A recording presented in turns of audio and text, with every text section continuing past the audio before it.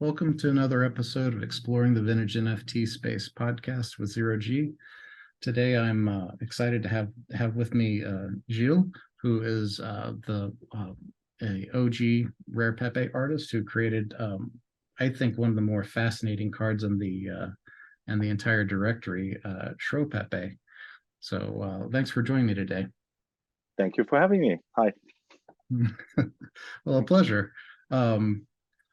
We've got a lot to chat about, but before we delve into your cards and your art, why don't you tell me about the story about how you got involved in crypto and what actually motivated you to make that first jump to actually like buy some?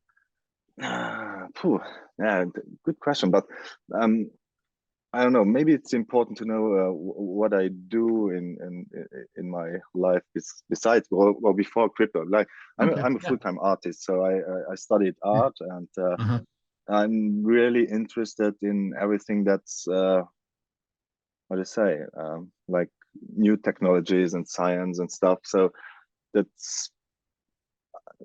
think it was about in 2013 that I first got into Bitcoin or got to know it, but from where, that's hard to say. I really don't remember, but I first bought in 2013. Oh yeah. Oh, interesting. Yeah, because I read about it, and then I found the concept of having something like decentralized and uncontrollable by anyone really fascinating. The idea behind, and back in the days, the space was also you could like dig into the white paper. Now there are tons of projects, and it's impossible to have an overview of the whole. And back in the day, it was really, I spent a lot of time like reading and researching this, and was sold on the idea. So yeah. Yeah, interesting. So you were just you were fascinated by that whole concept and the possibilities of the technology. Yeah, exactly. Yeah. Yeah, I mean the fact that you could have uncensorable payments was something that was, really fascinating to me at the time too. Beyond the decentralization, the fact that, um, nothing can stop a payment, right? So Yeah, exactly. which has become something that's very valuable in real life today. Yeah, no one manages your property or your belongings. It's yours. So yeah, that was quite disruptive. Yeah, exactly. It's so funny that that credit cards work in the exact opposite system where you're providing the equivalent of your private key to the merchant, and then you're allowing them to debit your account in order for a transit. It's so once you understand, it's so wild. Yeah. Yeah. Yeah, or cash that you deposit on the bank, and they should Yeah. give you money for this because they work with it, but you have to pay for your account and transactions and whatnot, and and ask permissions to wire cash that you own, and so it's like, Yeah. why? But yeah, well, I see why, but shouldn't be like that. Yeah, I know it. It the other thing that kicked me down the rabbit hole into getting more enthusiastic about crypto is like seeing some of the problems in the financial system and how like the banking system was set up. Like we had the like the Cyprus bank bail-ins where they confiscated people's money to subsidize the banks there. So again, that's a situation you can't have if you hold your own crypto. Yeah, that's crazy. Yeah, Yeah, true. but that's a little digression. Yeah. So, well, let's talk about your history as an artist then instead. So, Okay. when did you get like curious about art, and what got you down that path? I don't know what.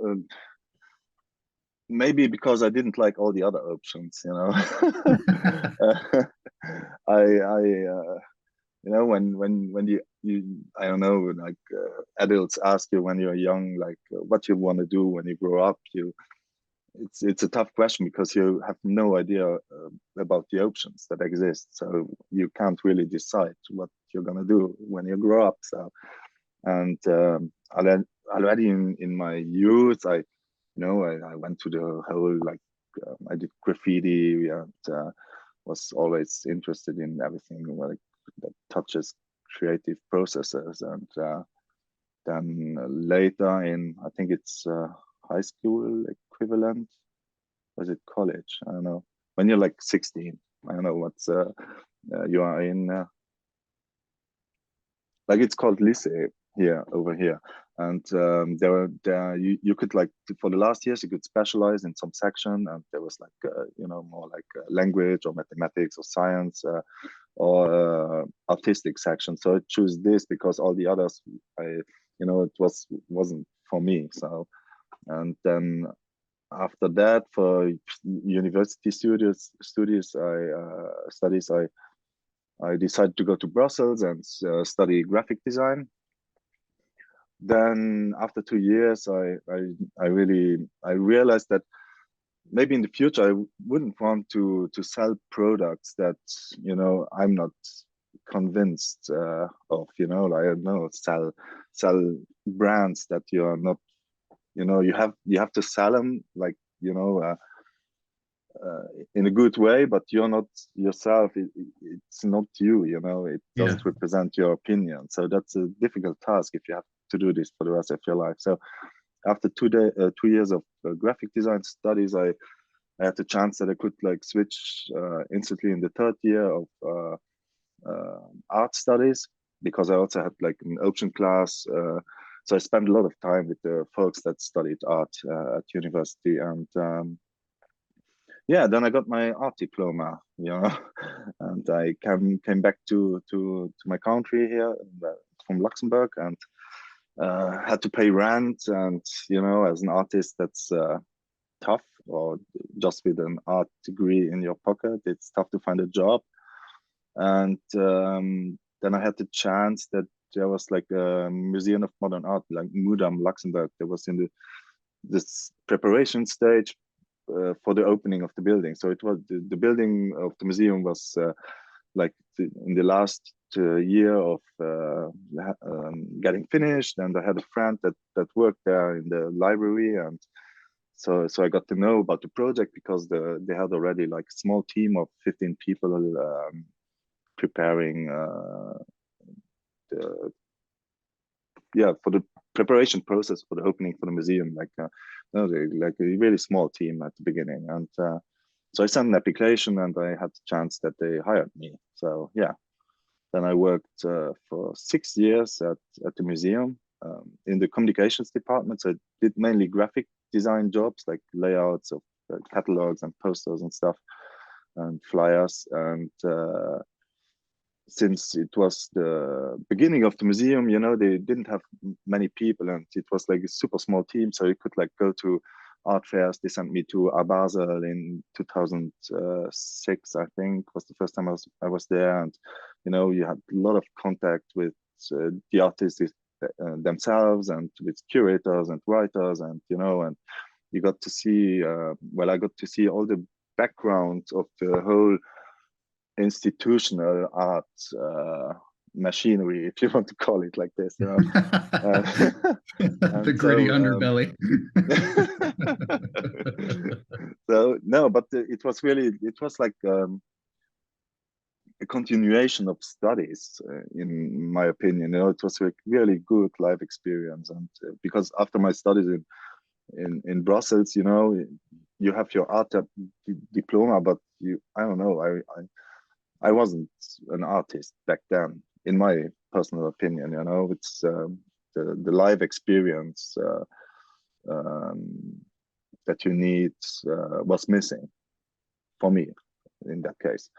So and then after 6 years working there, I was like, okay, I don't want to do this for the rest of my life, because it wasn't that exactly what I studied, and it was just a good opportunity to have a job that pays okay, and in a nice setting with cool people. And then I quit from one day to another. I quit, and since then it was in 2015, I think, December 2015 or 16.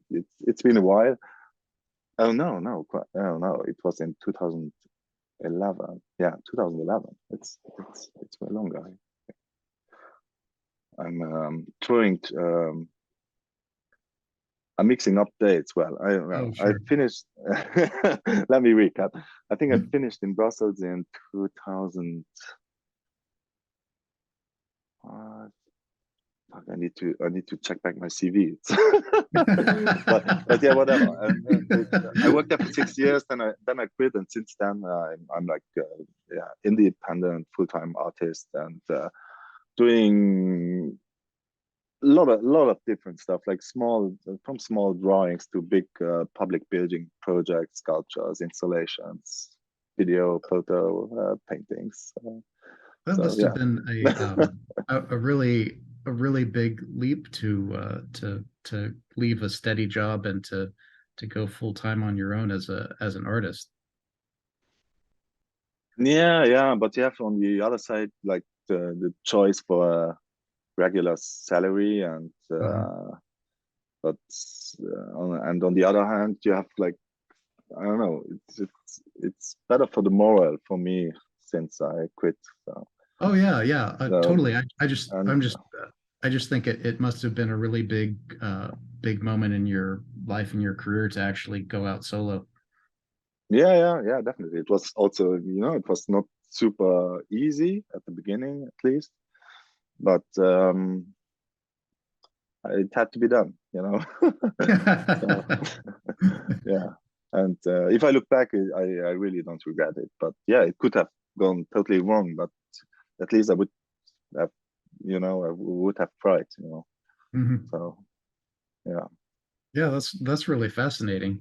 I've seen some of you've off the record, you've shown me some of your work, including the graphic design and some of your sculptures. It's really impressive. thank you.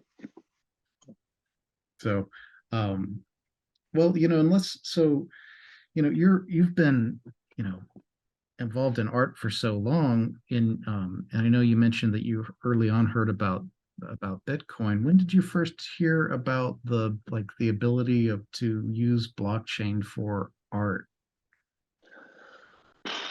Oh, Uh, well, when I learned about blockchain technology or Bitcoin, it got me interested, and it's like, as an artist, I don't restrict myself on any medium. Like I don't Mhm. do only acrylic paintings or oil painting or just sculpture or just, because I'm for me it's important that the medium I use in any artwork makes sense, like, a deeper sense in the work than just like uh, I don't know, like the first visual or aesthetic impression that you get of a work. So it has to, for me, it's important that I don't know, that an artwork has deeper layers, so that it works for uh, when you see it, that it I don't know, speaks to you or makes you question things, or or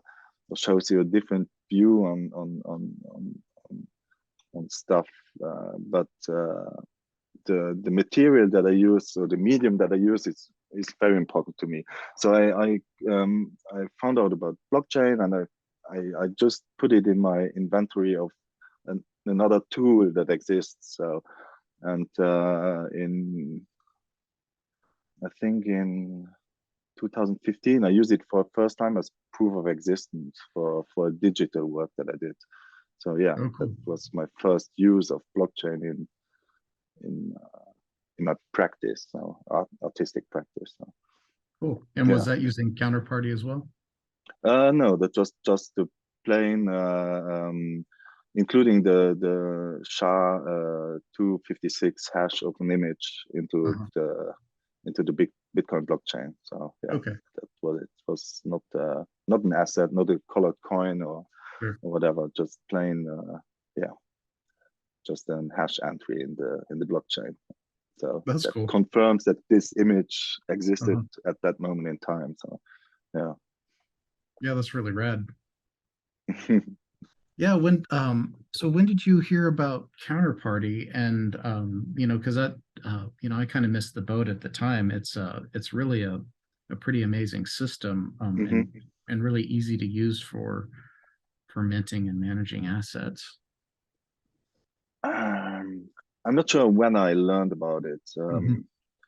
I know back in the days, you really, it was easy to have an overview about the Sure. whole space because there were like a dozen coins. That Yeah. was it. And when there was a new coin coming out, you could like go through the whole white paper, and Mhm. and it was always the same people kind of, and and I don't know. I think I learned about Rare Pepe before counterparty. Well, I learned about counterparty through Rare Pepes, but Okay. I'm not sure how I don't know first Yeah, sure. stumbled upon it. But yeah, Well, how did you find out about rare pepes then? yeah, that's it. I'm not sure anymore. Okay. But the space was this small back then. Yeah. Then I don't know. I really spent a lot of time. It's why I had my day job, and I came home and I had my family, and then I spent like 4, 5, 6, maybe sometimes more hours just reading and digging into this whole crypto universe, and back in the days there was still the possibility to consume all the content that was there, and also that was really nice. You had Bitcoin Talk, and you had like Poloniex toolbox and a few Yeah. exchanges, and that was it. So yeah. Yeah, it's funny. I remember the troll box too for just how savage and crazy that was. Jeez. Yeah, good times though. Yeah. Yeah, It for was like sure. a multiplayer text game. Yeah, that's cool. So, well, once you found out about Pepe's, what was your take, and you know, what actually motivated you to take the leap and decide to think about creating your own card? Well, we talked about this digital asset I created in 2015 that I put in the Bitcoin blockchain, and already this image I used the same uh, um, technique that I used in my first rare Pepe card, which was the SCHROEPEPE, based Hmm. on Schrödinger's thought experiment about the cat in the box that is both dead and alive at the same time, and the image, the digital image I created in 2015 was like the one instance of the image. Well, maybe I should explain the technical thing behind Pepe first, but Yeah, that's so fascinating. it makes so maybe it makes more sense then. So the Pepe, it's a PNG, it's a static image, but it can show either of two images that are included in one. So, and this is achieved. I read in 2012 or something, I stumbled upon an article about an image that was displayed on some image board, I think Image Junk, what it called. And there was a guy that wrote an article about this, Tristan Hume, is he called, I think. And it's an image that displays differently depending on what browser you're looking, you're opening it in. So and then I dug into this and how is this possible and blah blah. And then I found out that it's PNGs contain metadata, and you can define like the alpha channel of PNGs. You can define extra info in PNGs metadata and there are some renderers that interpret or read this information, and some don't, and that Okay. makes it possible to exploit this. So in renderers that read this information, it will show a different image than renderers that don't read that information. So and so the Schrödinger card plays on that,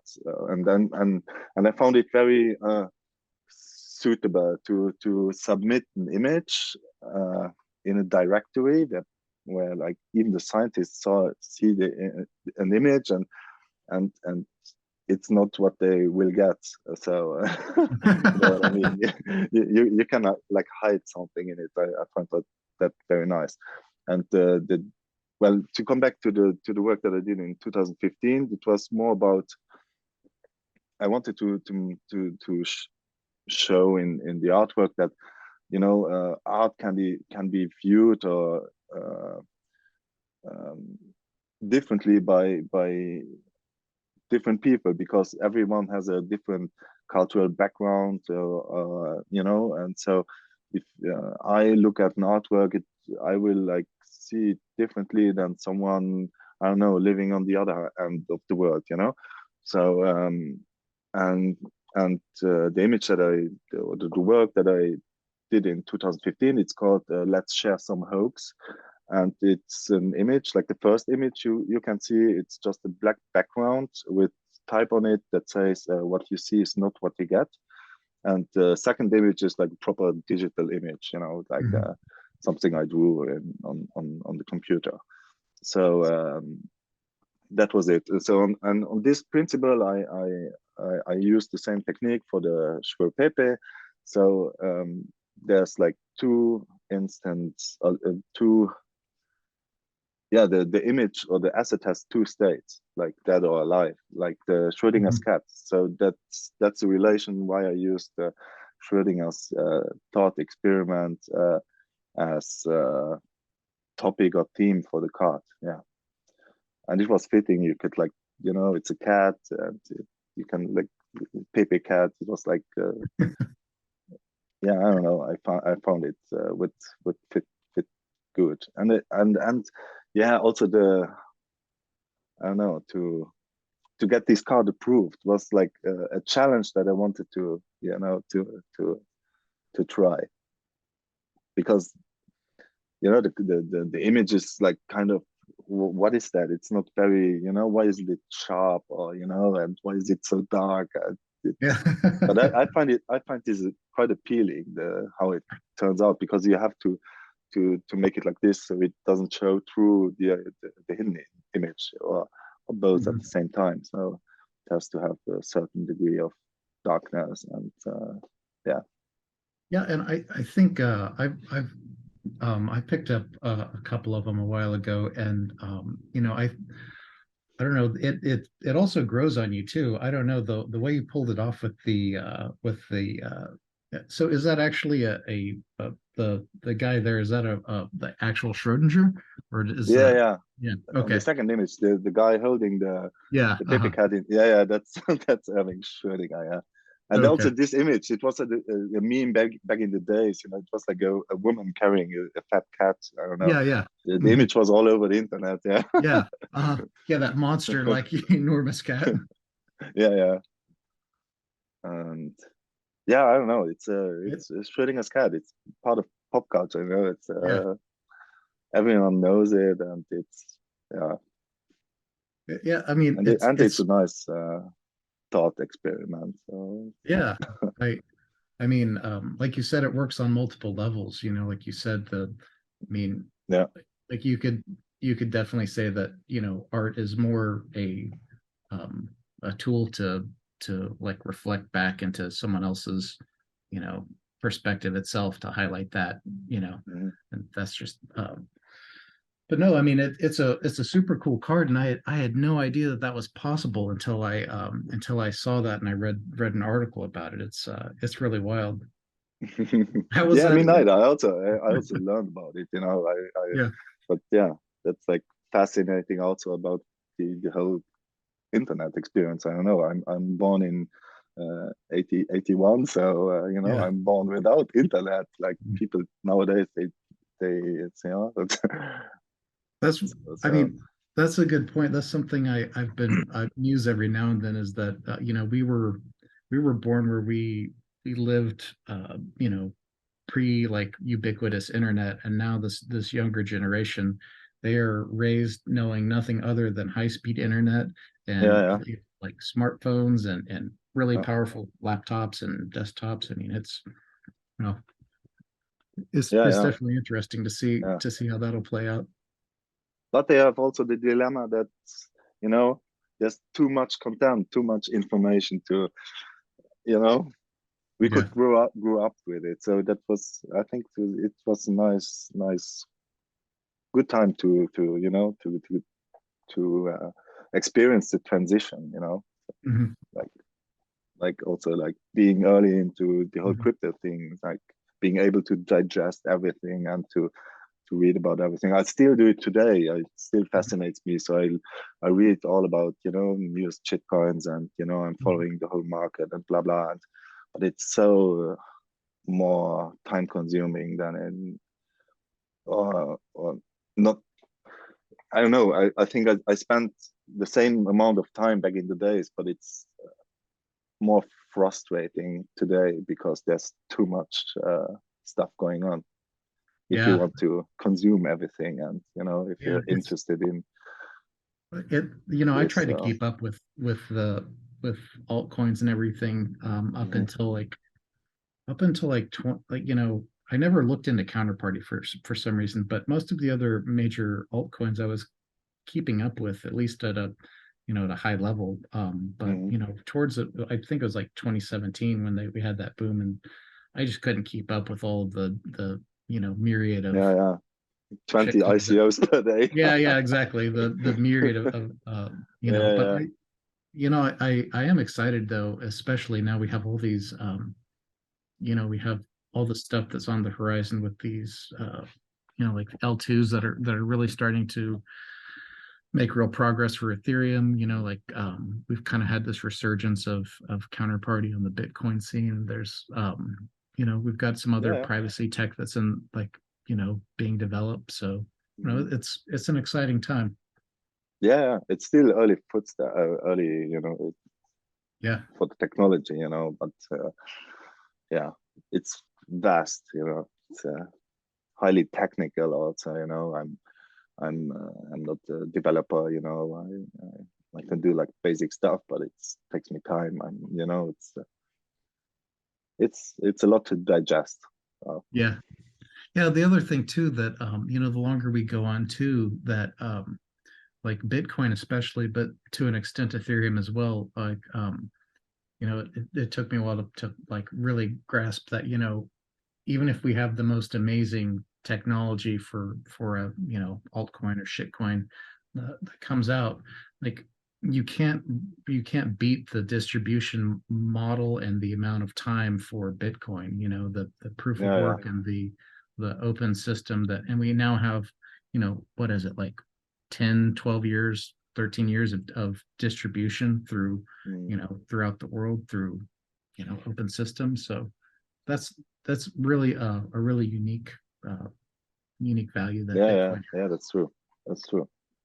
So I mean, I can't imagine a fair way to replicate that kind of open distribution. But No, no, I think it's not possible because it started and no one did it for the, you know, everyone was in for the tech, you know, yeah, you know what I mean? And nowadays it's like, yeah, of course, you know, there's money involved. So I don't know, yeah, 99% of the people that are in it for the cash, you know, and that's the problem. So, and you even see it now with all these NFTs and whitelists and airdrops, and, you know, it's all, but I don't know. That's that's not the reason I joined the space, you know. yeah. Yeah, for sure. It's It's, the of other. course it's cool if you can pay like bills with gains and or trading or whatever. But yeah, yeah, if like, you know, NFTs are just, you know, a way of generating cash, then yeah, it misses a little bit the point. Yeah, so I don't know. Yeah. Back in the day, you know, I did the Rare Pepe card not to sell it, but just to make the cards. And I think most of the artists back then did Mhm. them just because, hey, we can create something on a new technology and it's tradable, and we had like this, you know, the Rare Pepe wallet, or the this app that doesn't exist anymore. They Book call of Book Orbs. of Orbs. Yeah, yeah. And so it's like good fun back in the day. So Yeah. So after you created SCHROEPEPE, was that pretty popular when you got it approved? Do you just sell it on the decks? Yeah, I sold it on the decks. On yeah, I send a bunch around, and no, I think that it wasn't popular at all because I didn't chill it much. Or yeah, yeah. I don't know. It just I don't. Yeah, no, it wasn't really popular. I think today, even today, it's not very popular. And Mhm. it's just popular among some very small niche of Yeah. people, and that's fine for me. That's okay. That's rewarding enough. So it's not about the sales or whatever. So I had to like. Most of the supply I didn't sell or whatever. So I dropped a bunch on the decks. So I don't own uh, many anymore. But yeah, at some point I even burned 1,400 and something Yeah, I of was the going to ask you supply. about that. Yeah, but this was also an experiment. This was before I knew about emblem vault and the possibility to vault Sure. the counterparty assets. And I was like, hey, it's like showing us sure Pepe, so why can't it live on another blockchain too? Mhm. And so I burned 1,400 cards, maybe a little bit more, and I reissued those on Ethereum with the burn transaction of the card, so people knew that Okay. it was me, so that I'm allowed. So I wasn't inflating the supply; I was just burning it on One chain. like Yeah. on one chain and reissuing the part on Ethereum. So it was like, okay, it's Schrodinger's cat. Maybe it can live on two chains. And but yeah, that was just I haven't sold one of those. I think even people reported them on OpenSea, and it got like like censored. But that's also that's yet another achievement.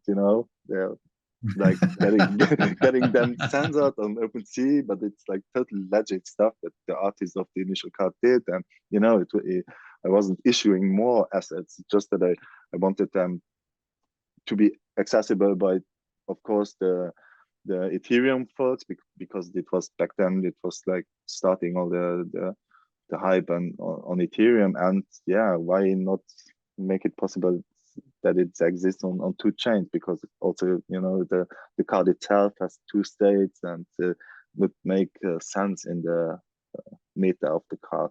uh, Oh yeah, for but yeah, sure.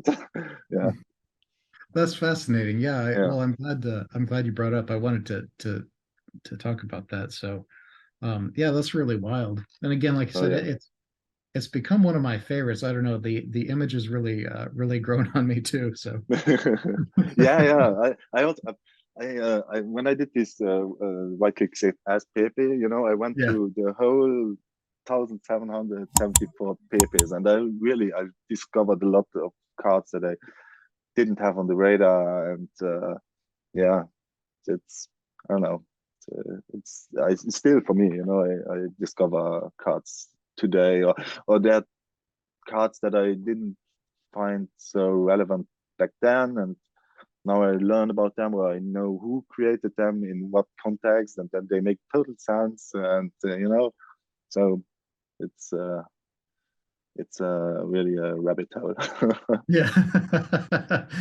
I know exactly what you mean.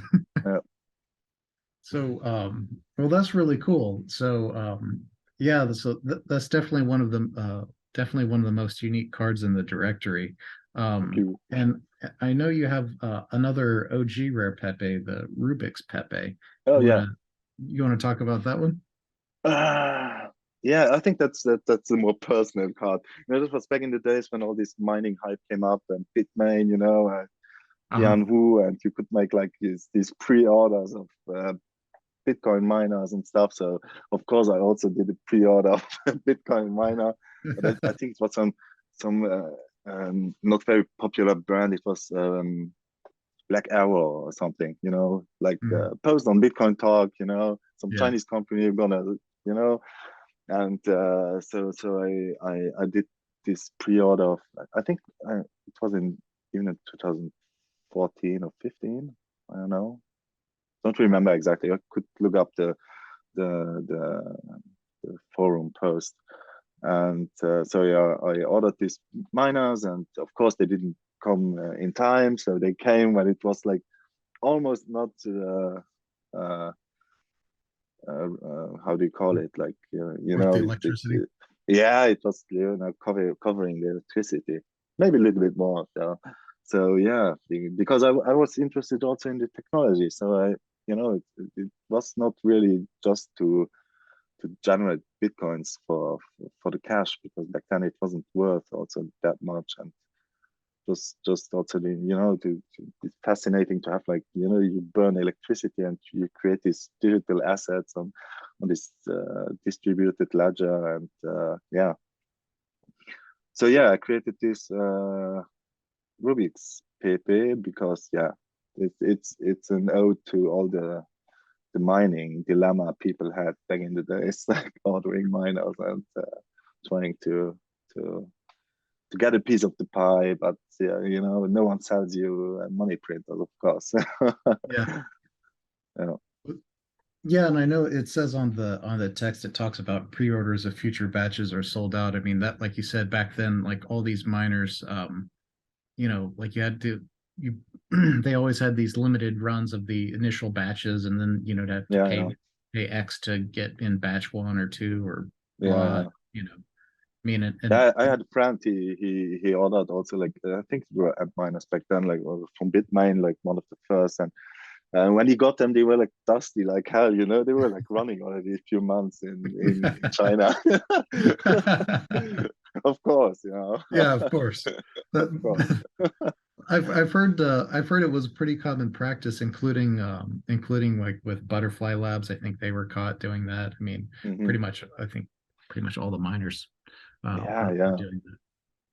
So so they already make all the, well, it's ironically is you pay for the development of the chip, and yeah, they yeah, make all the profits, and then they dump it after they have the another run or two, and the difficulty, yeah, you know, spikes. yeah, exactly. So, well, that's cool. Good times though. Yeah, yeah, but Yeah. still, it was a nice learning curve. Still is, you know. So Mhm. like all these years and months and all these happenings happening. That's good. I enjoy the whole space. So Yeah, it's I quite fun. didn't And get involved with the Bitcoin mining, but I got involved with some altcoin stuff hmm, with some GPU horsepower, okay, and you know, like you said, I like, you know, I learned a bit, and it was a good experience to, you know, have your hand in yeah, it, yeah, and so it was definitely good times. This, you yeah, know, yeah, ultimately I learned like what most people learn is that you know, really I would have been way better off to just dump all that money into buying Bitcoin or Ethereum yeah. or Of something. course, of course, of course. But I think most, but that's like hindsight 2020. You know, like it's yeah, like, and on the other hand, it's like, yeah, that's expensive lessons, you know, but well worth it nonetheless. So it's okay. Yeah, well, let's uh so that was your second card that you created, second and final for the OG Rare Pepe. yep, Um yeah, so I know you mentioned that you did a burn and reissue of Pepe on Ethereum. So yeah, yeah. when did you hear about the fake rares, and I know you have a card in there. We can talk about your fake Schrodinger. Mhm. When did you hear about fake rares, and what was your take when you heard about that? Well, I was still like squatting Telegram in all these different channels, and I, I don't know. I joined the fake red Telegram channel like Mhm. really at the beginning, because they also participated in the community card, like fake as fuck card. There's like Yeah. some spiral going through, and that's like a, yeah, it's an image of an actual artwork, well the digital image of an actual sculpture I produced for my uh, artistic practice, you know, my non-crypto art practice. And yeah, So I've been there since the beginning. It took me a while to bring a card out because yeah, I need to reflect a lot, to sleep a lot of nights over stuff that I do, and uh, till I'm ready to to release it to the public, or till I'm satisfied with the result. So Mhm. yeah, And that's something I but forgot to ask you is how long did it take to create like for SCHROEPEPE, the OG one, how long did it take to create that original image? it was quite okay because I did already like the experimentation with it in 2015. So Uh-huh. um, I did a lot of tests because it's command line generated, so you have a little bit control over it, but it's not, you don't open Photoshop and you can do it in there. So it's still, you generate a card and you have to check out the result, and then you have to change stuff on one of the input images or the two. You have to a little bit, it's trial and error till you're satisfied with the result. Yeah. I can't remember how long it took me, Yeah. but yeah, the submission process was quite long because I didn't know anyone in the space, Right. well, in the Rare Pepe community. So yeah, that was a little bit long. Then I think the series where submitted was closed, or was already like closed just for people that were in the previous series. So it was a little bit longer process, but yeah, um, Oh, that's cool. exactly how long I don't remember. Okay, yeah, that's fine. Yeah. Well, it's I'm kind of like with you. I also have a hard time keeping up with like dates and some of the finer details now that I'm, getting older and losing it, right? Yeah. There's so much that happened. It's like, yeah, and I don't keep record of stuff like this. Well, I can look up everything. We have like Right. timestamps in the blockchain, and I have the Yeah. emails and I don't know, chat backlogs and whatever. So if I need precise info, I can get it. But yeah, maybe that's also a reason why I don't remember everything, because I know that I have some archive first, that I have a backup where I can look stuff up. So Yeah. yeah. Yeah, well, let's talk about Fake. So that's your first fake rare that you submitted. Yeah. Um, well, it's like an ode to the OG Rare Pepe card, or the True Pepe. So Mhm. and there was stuff that with hindsight, I would maybe have done differently. So I thought about, yeah, would be cool, because also like people creating sub assets also came up. Uh-huh. So I was like, okay, it would maybe be cool, like using the same technique on a fresh card in a new directory, and giving the collectors the sub assets with the card, so they understand it more. Because I think the technical fact of the SCHROEPEPE wasn't very known. People looked Yeah. at it and it's like, oh, what's that for dark card? And they just next one. So, and it was really just a small niche of people that knew about it, or realized it themselves. And yeah, so I created a fake Schrödinger card for the fake rare directory, and Mhm. yeah, with also like newer color scheme, and also like with the text that says dead or alive, like feels dead or feels alive Yeah. on either of the two states of the card. And also, like, was a little bit like a refined version of the Rare Pepe version. Yeah. One thing I More noticed. modern take, maybe it's a little bit slicker, but well, yeah, less mimetic though. The I don't know. I still prefer the old one, not because it's in the old directory, but maybe because it was my first baby in the space. Yeah. Sure. And it was also, yeah, maybe I wasn't was less done with less,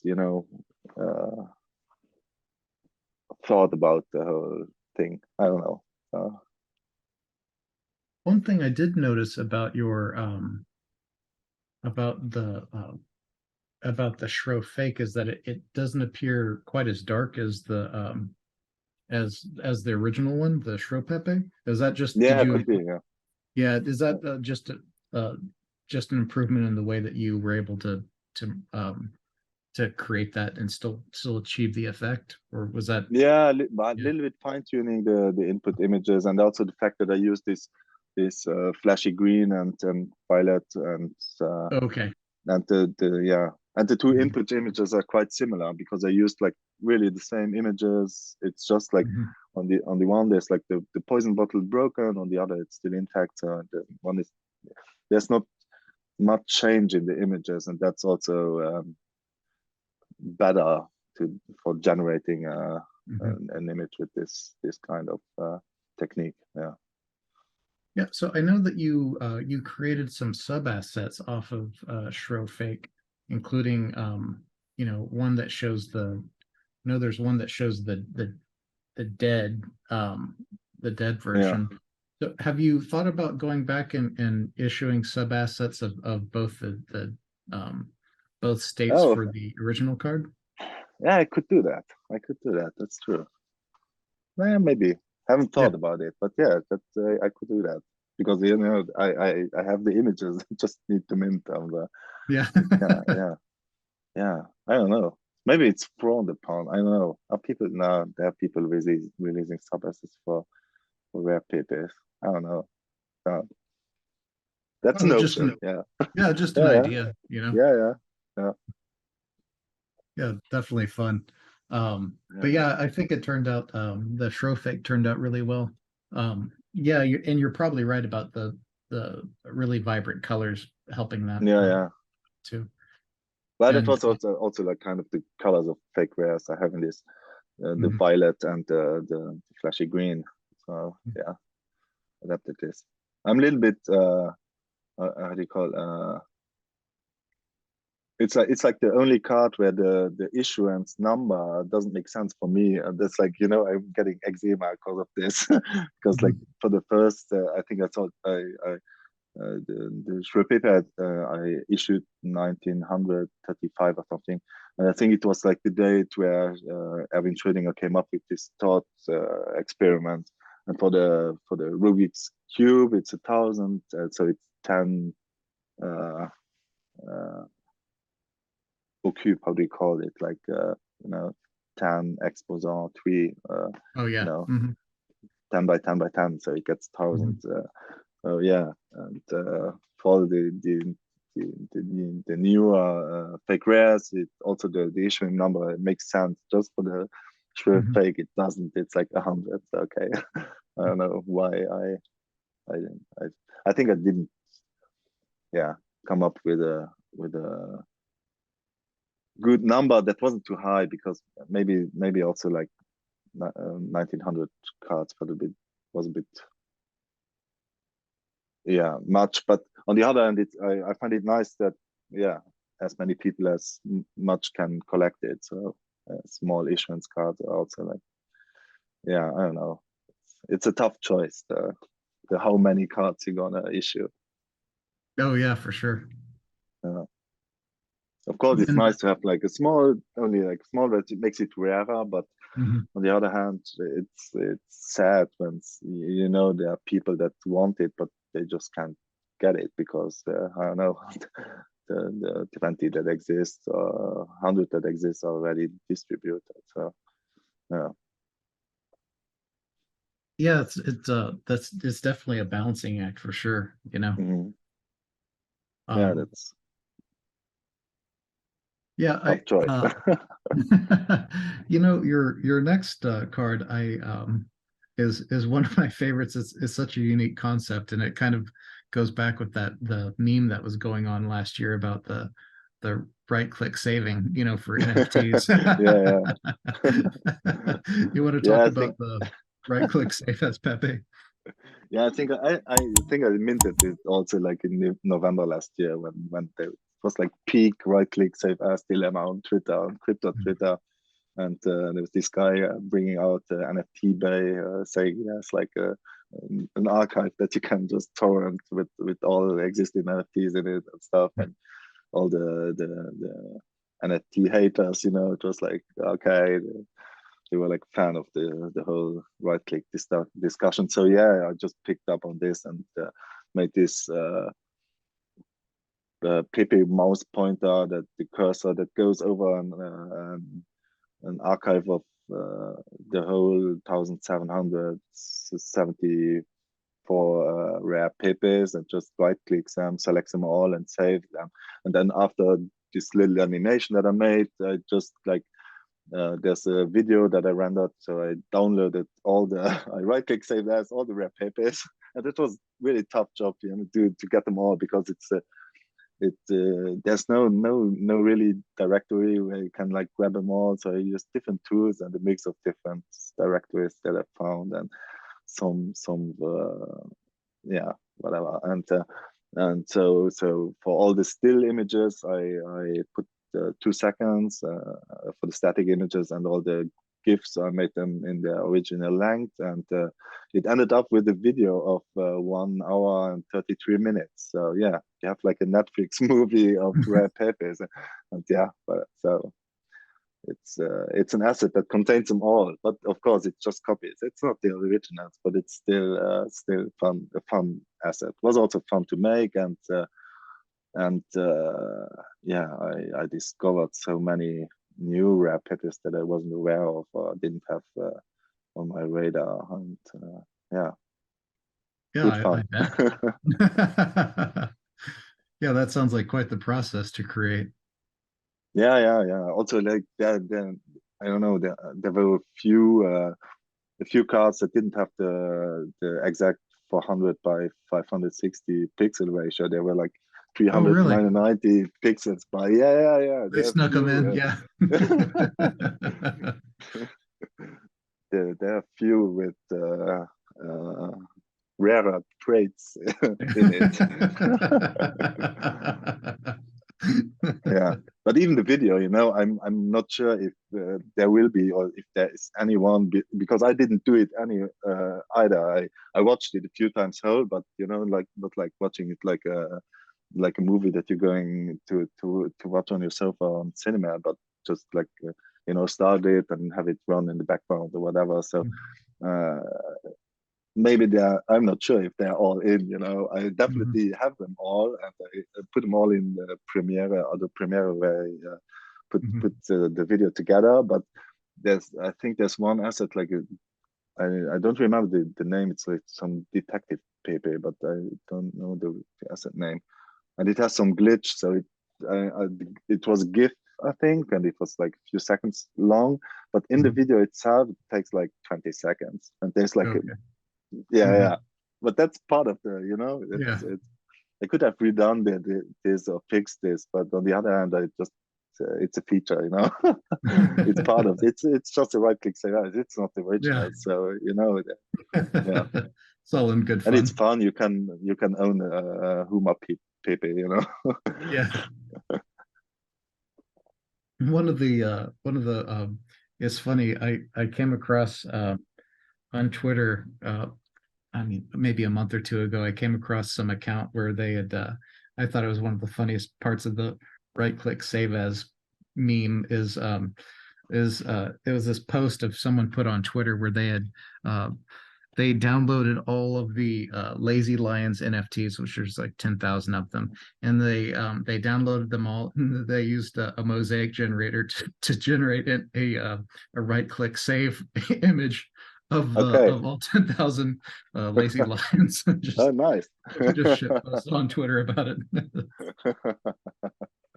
Yeah, but that's nice. Yeah, If it's done with creativity, then yeah. I don't know. I, I haven't I dared, shill this fake rare in the Rare Pepe channel, because you get banned anyway right away if you post like assets that are not Rare Pepes. But yeah, I was like, it was tempting, and then on the other hand, yeah. maybe I prefer to stay under the radar with this card and not take some some shitstorm because of it. But yeah, yeah, Well, I thought it was really fun. And like you were talking about supply, I mean, the supply definitely has the meaning because it's the same supply as the yeah, number of yeah, yeah. OG cards too. I had different stuff going to my head, you know. And at one moment, I was like, okay, you're going to mint this, and like to thank all the rare Pepe artists because I just like right click their work, you know. Mhm. Maybe I should like send to each address of the artist, you know, of the original rare Pepes. Maybe I just need to send them an asset, you know. But then the, the workload and also, you know, the transaction cost and also the I would send cards to that wallet. Maybe that would be nice. Maybe not. Maybe you know the original creators don't have access to this wallet anymore, but they're still there. You know, it's like Mhm. it was like really tough. I thought a lot about it. You know, it was just Mhm. not just let's right click save as this, but it was like what will be the best way to do this. And then yeah, in the end I think I also put like I put the whole supply in the dispenser, so I bought I Mhm. don't know 20 off from myself, you know. Mhm. Wash trading a few, but no, I really I had to put them all in the dispenser. That was like my experiment and my yeah the plan, you know, Yeah. despite having to buy a few of myself. And I just, you know, it will keep like the same floor the whole till it's sold out. If it's sold out in 5 years or in 10 years, you know, I don't care. But you know, no one can flip them for more expensive, or you know, no one can get them cheap at the beginning and then sell Mhm. dump on other. You know, I don't know. They're like, in my opinion, like fair Yeah. distribution for you know. The dispenser will always be there, you know. Yeah, for sure. It's I like the fact that it's affordable for people who want to get it, and at least until that dispenser sells out. So, which Yeah, that'll yeah. take a while. Well, yeah. Maybe it's still expensive if you see the supply, but then on the other hand, you know, there are assets that sell, where transaction fees that I pay are more, you know, Mhm. higher than the assets, and then I don't know, you still have to evaluate artistic value and not sell too cheap, you know. I find, yeah, Yeah, well, it's definitely a cool one, and it's a cool homage to the OGs, and to the right click save as meme. I And just recently, I saw, what was it, like a few weeks ago, I saw you had another card accepted, the white pepper. yeah, white paper, yeah, it's uh that was also like a lot of work, a lot of Was it? work. Yeah, I don't know. Yeah, well, it's an ASCII image of Hal Finney, like sitting Mhm. in a thinking pose in front of his laptop, and Oh, okay. yeah, and on the wall besides you see like freedom CAC asset and even put some lore in it, like maybe it was this poster that inspired how to write the Bitcoin white paper, and they're like a bunch of Easter eggs in the card, and Mhm. the main feature is like you can right click save as the JPEG. So you Mhm. go on Xchain, right click the image, save it on your desktop, and just rename it to .pdf instead of .jpeg. And then it Mhm. turns into the 9 pages Bitcoin white paper. So No way. yes, way. So yeah, What you have strange like magic is this? yeah, that's also that's a feature that's existed. It's just a stupid Linux terminal command. It's like cat, I think, CAT, and then you put Yeah. like 2 files, and you can like hide files in images. So Okay. yeah, there's the Bitcoin white paper is included in the white paper. Yeah, Oh, okay. So you like so use yeah, steganography to hide the white paper inside of the image file. exactly. Okay. Yeah, exactly. And you can also rename it back. So yeah, Uh, it's so if and it works with uncropped images. I don't know. There's some direct explorers that maybe resize or crop the original assets images. So there it won't work, but the original works. The original files that are on Xchain, that are linked to the asset, the high resolution and the normal image both work. That you can just download them and rename them to .pdf. That's really amazing. Bitcoin Well, I'm white glad paper. I asked too, because it was hard for me to, because it's a little bit dark. I thought maybe it would be and because his face isn't really facing facing you in the image. I thought it might have been like Craig Wright as the, for the No. yeah, It's a rare image of Hal Finney. Yeah. Okay. Because I intended to take a picture of Hal, and then I was googling around, and yeah, this was one where he sat in front of his laptop, so I chose this one. Yes. Mhm. But no, it's not Craig. Yeah, Yeah. it could be him, but no, Yeah, it's exactly. not. Yeah, you could have done it on another level and have it do the interpolation with, Hal and Craig too. That would have been another way Yeah. to pull it off. Well, if it reminds some people yeah, no, it's fine like this. Yeah, speaking of Hal Finney, I saw someone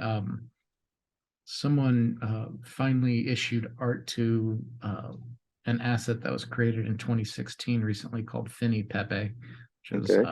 Which is pretty cool. It's a homage to Hal Finney, Okay, need to look it up. Yeah, Too many, cool. too many. Also, I like know, right? takes like I don't know. For Zurich, like Forward, the guy from Zurich that curated the Pepe space in this exhibition that's going on at the moment at the Kunsthalle.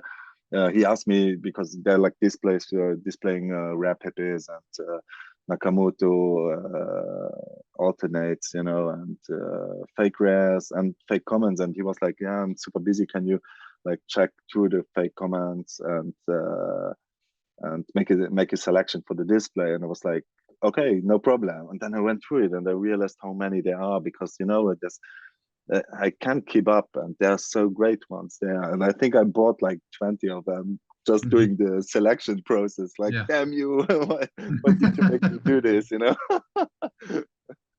the fake comments are like, I have the same experience with you. There's they're coming out so fast that I can't keep up, and Yeah. I can't afford to buy all the cool ones, because there's just they're just that's also, yeah. cranking them out. But it's cool that they're they have that going on for people that can't or don't want to participate in fake rares. So it's a faster way, more cards accepted. Yeah, of course. Yeah, Well, so there's some there are really great ones in there. So I don't know. It's I don't know. It's not a directory that says how good a card is. It's there's awesome assets on Kaleidoscope too, or not. Oh yeah, totally. So yeah. And preferences changed. There are cards that I maybe wouldn't have considered a while ago that I now really like, or stuff that I maybe bought back in the days where it's now I am less fan of it. Maybe it's like I don't know. Yeah, interesting. So, you want to talk a little bit more about this gallery installation that you were helping to oversee? Like, I know you one thing you shared with me is one of a piece that you had worked on, that Neon Nakamoto, right? Oh yeah. Well, for the show, it's really that's the beauty of like the Pepe community. You see all these shows going on around the world, and people gathering that only know each other's by over Telegram, or or some forums or whatever. So and yeah, it all started by, I think, Fabian, like Forward, the guy that curated the space in in Zurich. He rented like a small off space during the Art Basel in Basel, Switzerland, this year, and yeah, I sometimes go to Art Basel just for the for the art fair, like, because it's like it's good eye candy. There's a lot of stuff to see at. Like distilled what's going on in the art world, and well, in the gallery type of art world, and but I enjoy go there from time to time. So I say, well, okay, then there's like this guy that I know from Telegram, setting up this off space, showing Pepe stuff, and I was like, nah, maybe I could like bring out a physical too. So I made an edition of 10 Shrew fakes, like this lenticular print, those cards that you can look from a different angle and then you see a different image. So I made a series of 10 of those, and I made some tote bags and stickers, and I was like telling him, yeah, I'm coming to Basel, so I'm going to the space, and and yeah, and I went there, and we got to know each other, and there were a few people from the Fake Rare channel there, and yeah, I had a good time, and that was it. Quite, and then I went back home, and I think 2 days later there was like the main curator, Nina Röhrs, from the that curates the exhibition now in the Kunsthalle Zürich, that was passing at this off space, like this Pepe fake Basel space, and yeah, she was really enjoying what Fabian did there, and she was then talking to him, and planning an exhibition about the crypto art, from the beginning till now, and we need all the main players, and so you can't make an exhibition about crypto art without integrating rare pepes and pepes in general, Yeah. So she asked him if he would be interested to like sub-curate a space in this exhibition, and yeah, that was like the start of it. And then yeah, he got to do this, and we stayed a little bit in contact, and was like, yeah, if you want, and I have time, I can come for a few days to Zurich if you need any help, because he was like all alone, like he had to coordinate like over 30 Pepe artists, and it's really hard, it's because we are not all super disciplined, or you know what I mean. Get stuff on time there, and and there are a lot of people that have no experience in the institutional,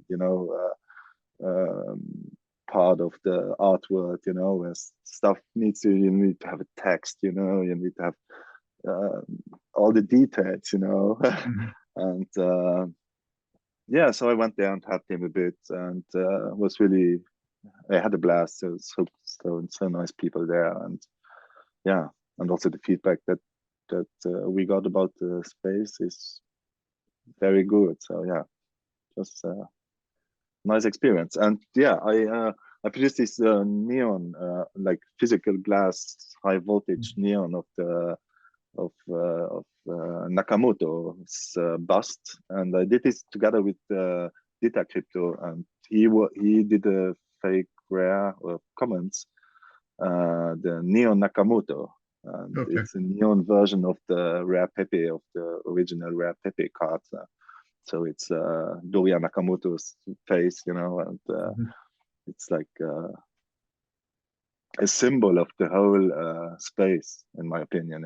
It's like so yeah. It's yeah, and I it was agree. only logic to produce it. I really had like, yeah, we need the neon, and it would be so nice to have like a Nakamoto face. And I was like, yeah, and I got the idea because I saw this Neon Nakamoto asset, and I was like, nah, I cannot just do this. So I contacted Dita Crypto, and he's from Greece, and he was like, yeah, do, and it was super motivated. And it's like, okay, then we make a collaborative work, and let's do a neon, and yeah, it works really well. We got really like tons of people that want to buy it. It's like, okay, you're gonna wait till January, maybe gonna auction it off or whatever.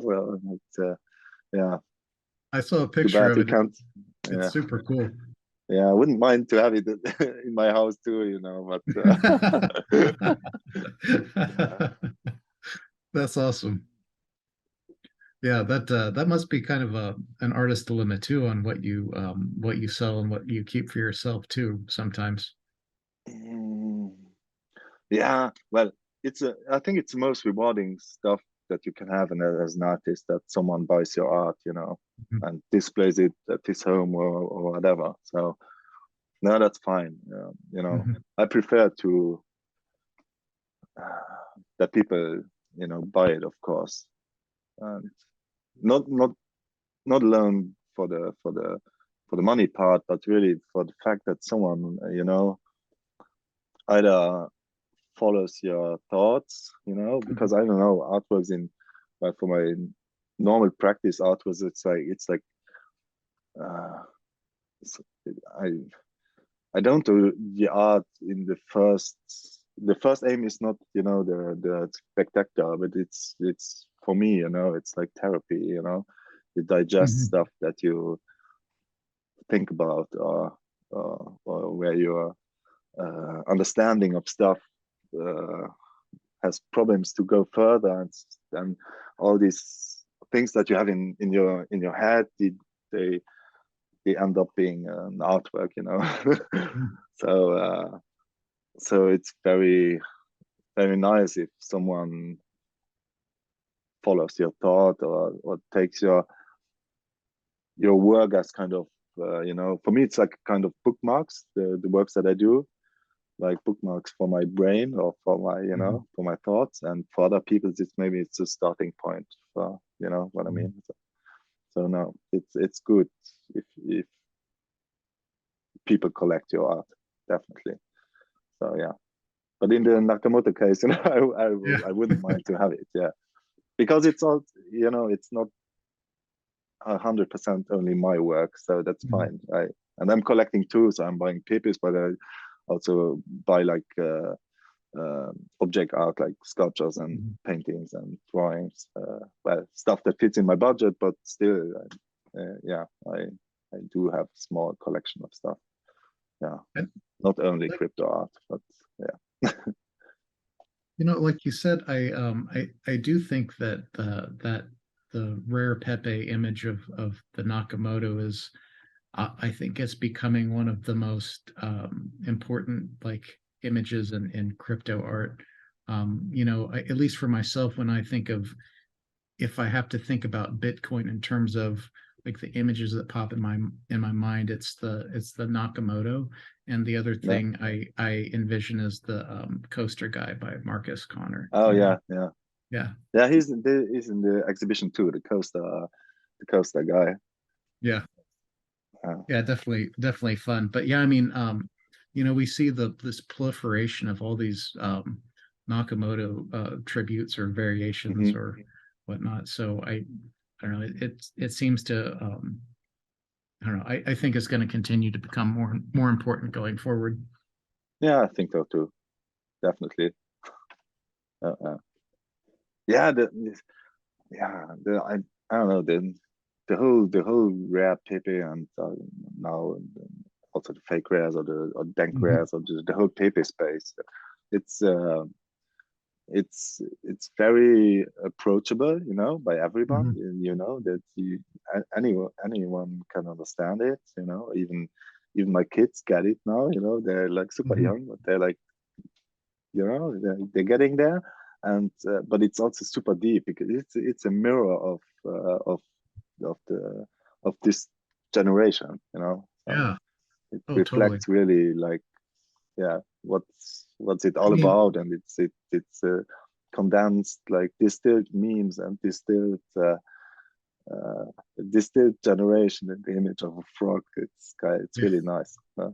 Yeah, it is so deep. I mean, Pepe's like there's still the most popular way for, for people to meme or emote in Yeah, online, in these, in like Telegram and Discord, um and also, like you're saying, it like it's captured all these like unique moments in crypto history hmm, through these cards too, which I think is really cool. It's one of the reasons yeah, I yeah. wanted to like talk to the artists and document the, the intention and the idea behind the cards, because in some cases, even though I'm pretty familiar with crypto, some of the references are, you know, are unfamiliar to me. But I can imagine for people that, like we were talking about, people that have grown up only knowing high speed internet and whatnot. Well, Mm, there's people that they just weren't around crypto back then, so like a lot of these references without having some context just are meaningless, right? You know. mm, yeah, yeah, it's nice. So, and Yeah. also like getting the acceptance now that by the this institutional or Mhm. traditional art scene, where I'm like, I did like last almost 10 years, like kind of uh,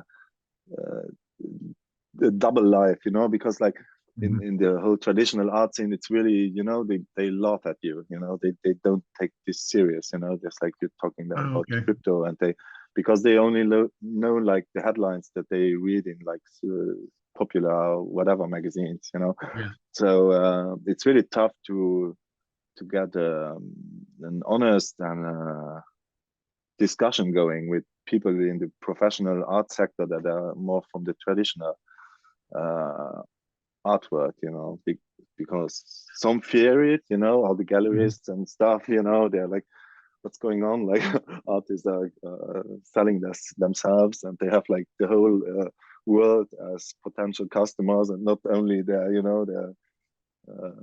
gallery that is very local with like and yeah, but most, yeah, it's hard to grasp the whole thing. So yeah, and it's good to see that it gets its recognition slowly, but uh, it will come.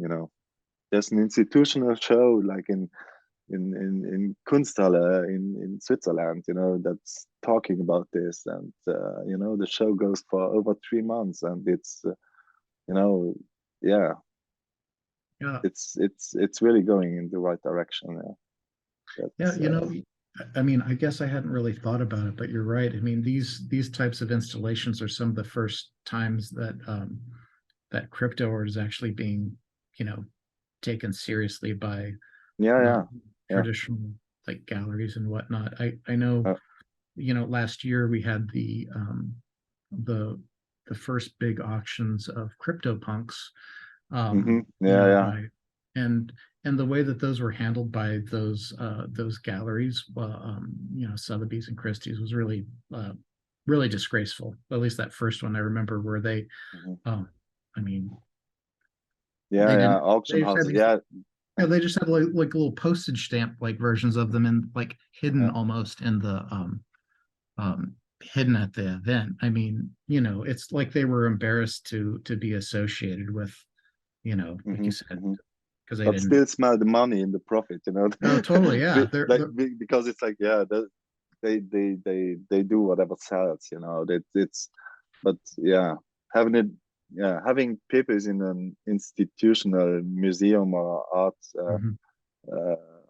uh, house, it's that's really something different, because they spend like tax money, Yeah. on this to educate people, and it's not that for profit at all, it's it costs them money, and they get nothing out of it besides educating people of what's going on, and that's really beautiful. So yeah, auction houses, of course, they jump on Yeah. everything that sells. That's Mhm. you know I mean, it's going but to be interesting. So, I think it'll be interesting too with art, like galleries and whatnot going forward. If there's going to be, um, if they're going to be willing to display this digital art that they don't have any right to, like if they'll do if they're going to require permission from the artist to display. I mean, there's different ways to handle some of this art as well from a IP perspective too when you're displaying it to the public. So I'm not super familiar with those types of issues, but I'm sure that will have to be hashed out going forward as well. Yeah, that's also the whole royalties question and stuff. Yeah, Yeah. Uh-huh. yeah. I think that we would need a few other podcasts for to Mhm. cover this, and I think that it's yeah, there's so many. Uh, I I mean I think they're going to they're going to continue to have pressure to integrate some of this digital and crypto art into the traditional world, because this is as more and more of the population is crypto native, or at least familiar with it, yeah, it's going yeah. to become more and more important in society. Well, there are like really important galleries that have their dedicated crypto or NFT sections already, or have a few artists in their gallery portfolio that are working with digital art or crypto art and blockchain, and yeah, it's a new medium, blockchain, and it gets definitely adopted by artists. And every year there are like new artists that come to the market, young people, and they grow up with this, and they definitely will use it. So yeah, I, the I guess the something that just artwork will adapt. They will adapt. I So was just reminded of a story I read about last year, is that some gallery, they were going to be displaying CryptoPunks, and for whatever reason they sent the CryptoPunks to the museum or whatever to like the assets. yeah, they sent the assets, and then Okay. they lost they like, because of course they didn't really understand how to use crypto. Yeah. They lost the keys or something. So essentially Brilliant. like two punks that got the equivalent of burned, so it's just Okay. Yeah. Yeah, that's part of the learning curve. That's like yeah, rock pools or I don't know, ICOs where they didn't deliver anything, or yeah. yeah, it's part of the game. Yeah. What's so funny is, like, a lot of those ICOs too, the ones that actually didn't just rug pull, like if they did deliver something, um, I mean, if it wasn't super terrible, then no one used it anyway. And I mean, Yeah, yeah, almost all that stuff went straight to zero. I mean, yeah, yeah, yeah, true. Yeah, or stuff, like stuff that I don't know, having locked Luna in some validators, wasn't the best plan either. That wasn't so long ago, and you can never predict what happens. I don't know, if you want to be in the safe, like have your Bitcoin. That's it. yeah. And all the other stuff is like, it's part gamble or part, yeah. Yes, there's definitely some risk involved. Even if you have Bitcoin on hardware wallet, your Mhm. house can burn down, or you can die, Mhm. and your family cannot access anything anymore, or whatever. It's a yeah. There's Well, what excites you, or what are you looking forward to moving forward in the art space or the crypto space, or either? I mean, uh, I don't know. I'm following this whole scene and technology really with passion, and I'm excited about everything that comes, and also the space that changes, and people that take it more seriously. And but what I'm looking forward to, I don't know. I have a few, like I have a video that I produced for a show, and I intend to mint it. It's an edition of three plus one artist piece, so one copy that I will keep for myself if ever the three editions sell. So I have one if there's a show or a museum or whatever that wants to show it. So you have like an artist copy. And yeah, I have this edition already, and I have like 3 SSD hard drives, you know, per edition, and blah blah. And I think I will mint them as NFT. So I really have a better control over the existing copies, you know, and I also have yeah, a better proof certificate of authenticity for any collector. So yeah, at the moment I really like use blockchain tech for this purpose. Reality wise, I'm not sure yet if it's matured already, because you know there you can just like send a token to someone and don't go over any marketplace, and no one will know if it's just you or the collector that will send it to his hardware wallet, or just to a different wallet, or if he sold it you know over the counter to someone. So I don't know, it's hard to enforce royalties in NFTs or artworks still at the moment, you know. So Yeah, that's yeah, been kind of a debate that's kind of emerged recently. We've got a lot of yeah, these marketplaces on the Ethereum side that have started to like go like reduced or zero royalties for the mm, creators, which is interesting because you know with Pepe's and Rare Pepe's they never had royalties. It was you know yeah, yeah, but a lot of these newer like Ethereum based projects you know they had business models based you know built off of the yeah, definitely. Free mint and yeah and 10,000 PFP projects, and yeah, the like having 10% royalties on them. Mhm. Yeah, of course, yeah. But if you like transfer assets not over marketplaces, you know the royalties won't be enforced anyway. So Mhm. Yeah. I don't know. I mean, It's like you said, that like people do OTC deals in the traditional art world too, so it's not really that yeah, yeah, much. I yeah, mean, because the incentive is the same in real life too, because if you go mm, through like if you're saying Sotheby's or Christie's, the fees that they take on both ends yeah. They take of this significant. yeah, definitely they take a cut. Yeah, yeah, yeah. So it's interesting. It's nice that it's uh, possible to implement, and I think it will make sense like for music and Mhm. stuff like that.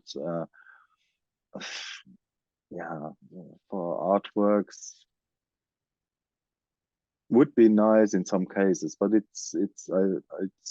think you can't generalize it. So of Yeah. course, if you are as an artist, like you're a painter and you sell a painting for I don't know $500 to some collector, then 10 years later it gets auctioned on Sotheby's for 1 million, Mhm. and you don't get a cut. That's really depressing for an artist, Yeah. especially if this artist at that moment still has like problems, you know, to pay his bills at the end of the month. So, but yeah, I don't know. It's You know, well, you may not get royalties from, for example, your rare Pepes.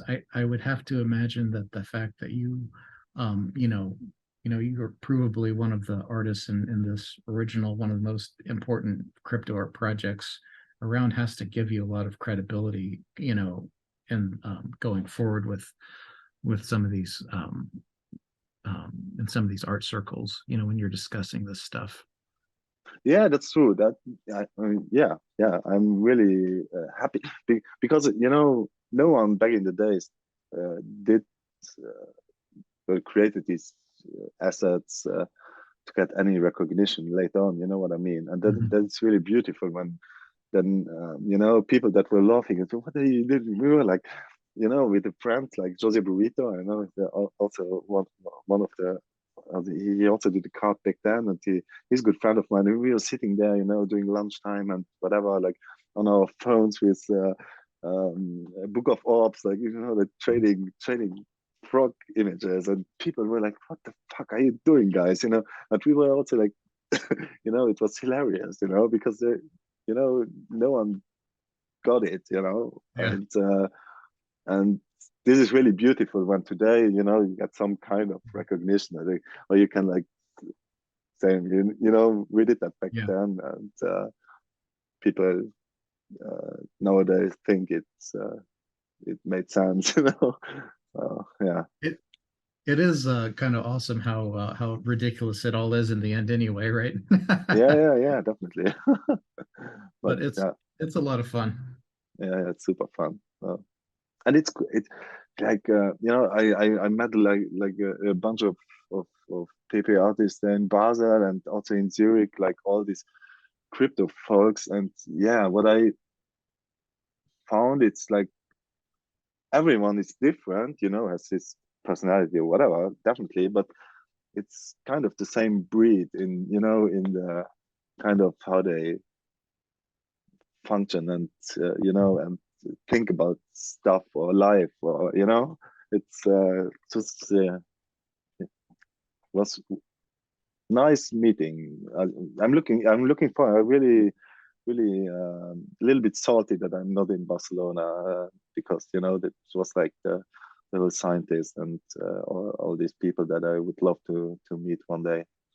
But Yeah, I yeah, wish I could have just made it too, but yeah, but IRL stuff yeah, kind of took yeah, precedent. yeah, yeah. Yeah, the opportunity will come, in the next years. There will be a lot of events where Well, I mean, the other yeah, thing that's interesting too is, like now we're in the middle of a bear market for NFTs. I mean, I can only no, that's imagine you know, how much crazier it'll be whenever there's a bull market for these types of events too. yeah. Yeah, but on the other hand, I don't know. It's best, well, for the creation process at least, or Mhm. for the comment here, for the legitness of assets. Mhm.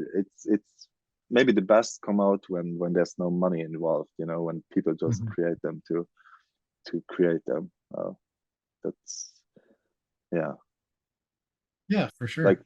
the Rare Pepe at the beginning, I don't know, people, they would say, wow, a new tool, and we can like do this, and it's like, That's you know, uh, yeah, that's one of the super things that's exciting. beautiful about Rare Pepes is you have that incredible diversity of art from all these artists that were having fun and are just doing it for a laugh, right? And Yeah, you know, I don't know, it's a really incredible project.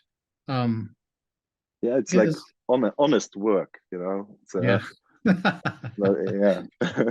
It's not only like most of the Ethereum cash grabs that we see nowadays, or on other blockchains too, but yeah, uh, Yeah, it's funny. was I'm assuming we're gonna, well, maybe we'll eventually get to an end of this, like especially with the royalties dying down, maybe we'll see these cash grabs on Ethereum die down. But mm, it was so funny. Like I saw that whole like PFP trend last year, and I like you just knew it was a bubble and was gonna nuke, but like it went so much longer than I thought it would with them just like yeah, that's cranking true. out these like I don't know, just all these derivative like animal PFPs. It just went Mhm. bonkers.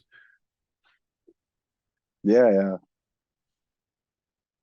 Yeah, is there anything else that you wanted to add, or anything else that you're working on or looking forward to? Maybe definitely, but now Yeah. at the moment I don't know. When I think when we close our chat, then I will think about tons of stuff to say. But uh, yeah, I think we covered a lot. Um, yeah, uh, Okay. about the space, it's hard to digest. Yeah, like today versus back in the days. No, it was fun talking to you. Thanks for having me. Thanks for listening, and taking your time to listen to my story. But yeah, I think we got most. Yeah. Well, I think that So it was certainly a lot of fun chatting with you today. I certainly appreciate you taking out the time to talk, and appreciate It it. was a pleasure. Yo, thank you, thank you. You're punk. Okay, got it. I'm recording again with Gilles to cover some more work that he's done, and just talk about some other projects that and touch base on what's happened since our first part of this interview. So thanks for joining me again. Thanks for having me again. Thanks for your patience. I think the last time it was like 3 months ago or 4 months, There's been a slight delay, but yeah. Oh, no worries. This it's been hectic, and yeah. both in crypto and my IRL life too. So yeah, no same for me. So easy. So yeah, we are at my studio at the moment. So I'm going to show you a little bit around. So I'm going to move the camera around. Sorry for my finger. Just come to show you a little bit where I'm located. So yeah, it's like a big building. It was like an old woodworking building from the steel industry. And yeah, they put a lot, they renovated it. So artists and other people from different creative jobs could find affordable workplace. That's about it. It's like huge industrial building, high walls, nice architecture. So it's Sunday, so there's no one here, or almost no. Oh, you cut out there for okay. Yeah, I lost Wi-Fi. Yeah. Sorry. Well, I'm going back to my studio then, so okay. we'll have a reliable connection. But yeah, you get the idea. It's like, old industrial building. Here's my studio, like the door, and well, that's really cool that they refurbished and allowed repurpose this space for artists, because like you said, at least in most of the big cities I've been in the US, there's nothing like that in the city itself. Yeah, it's mostly like artists that take the initiative to squat some buildings.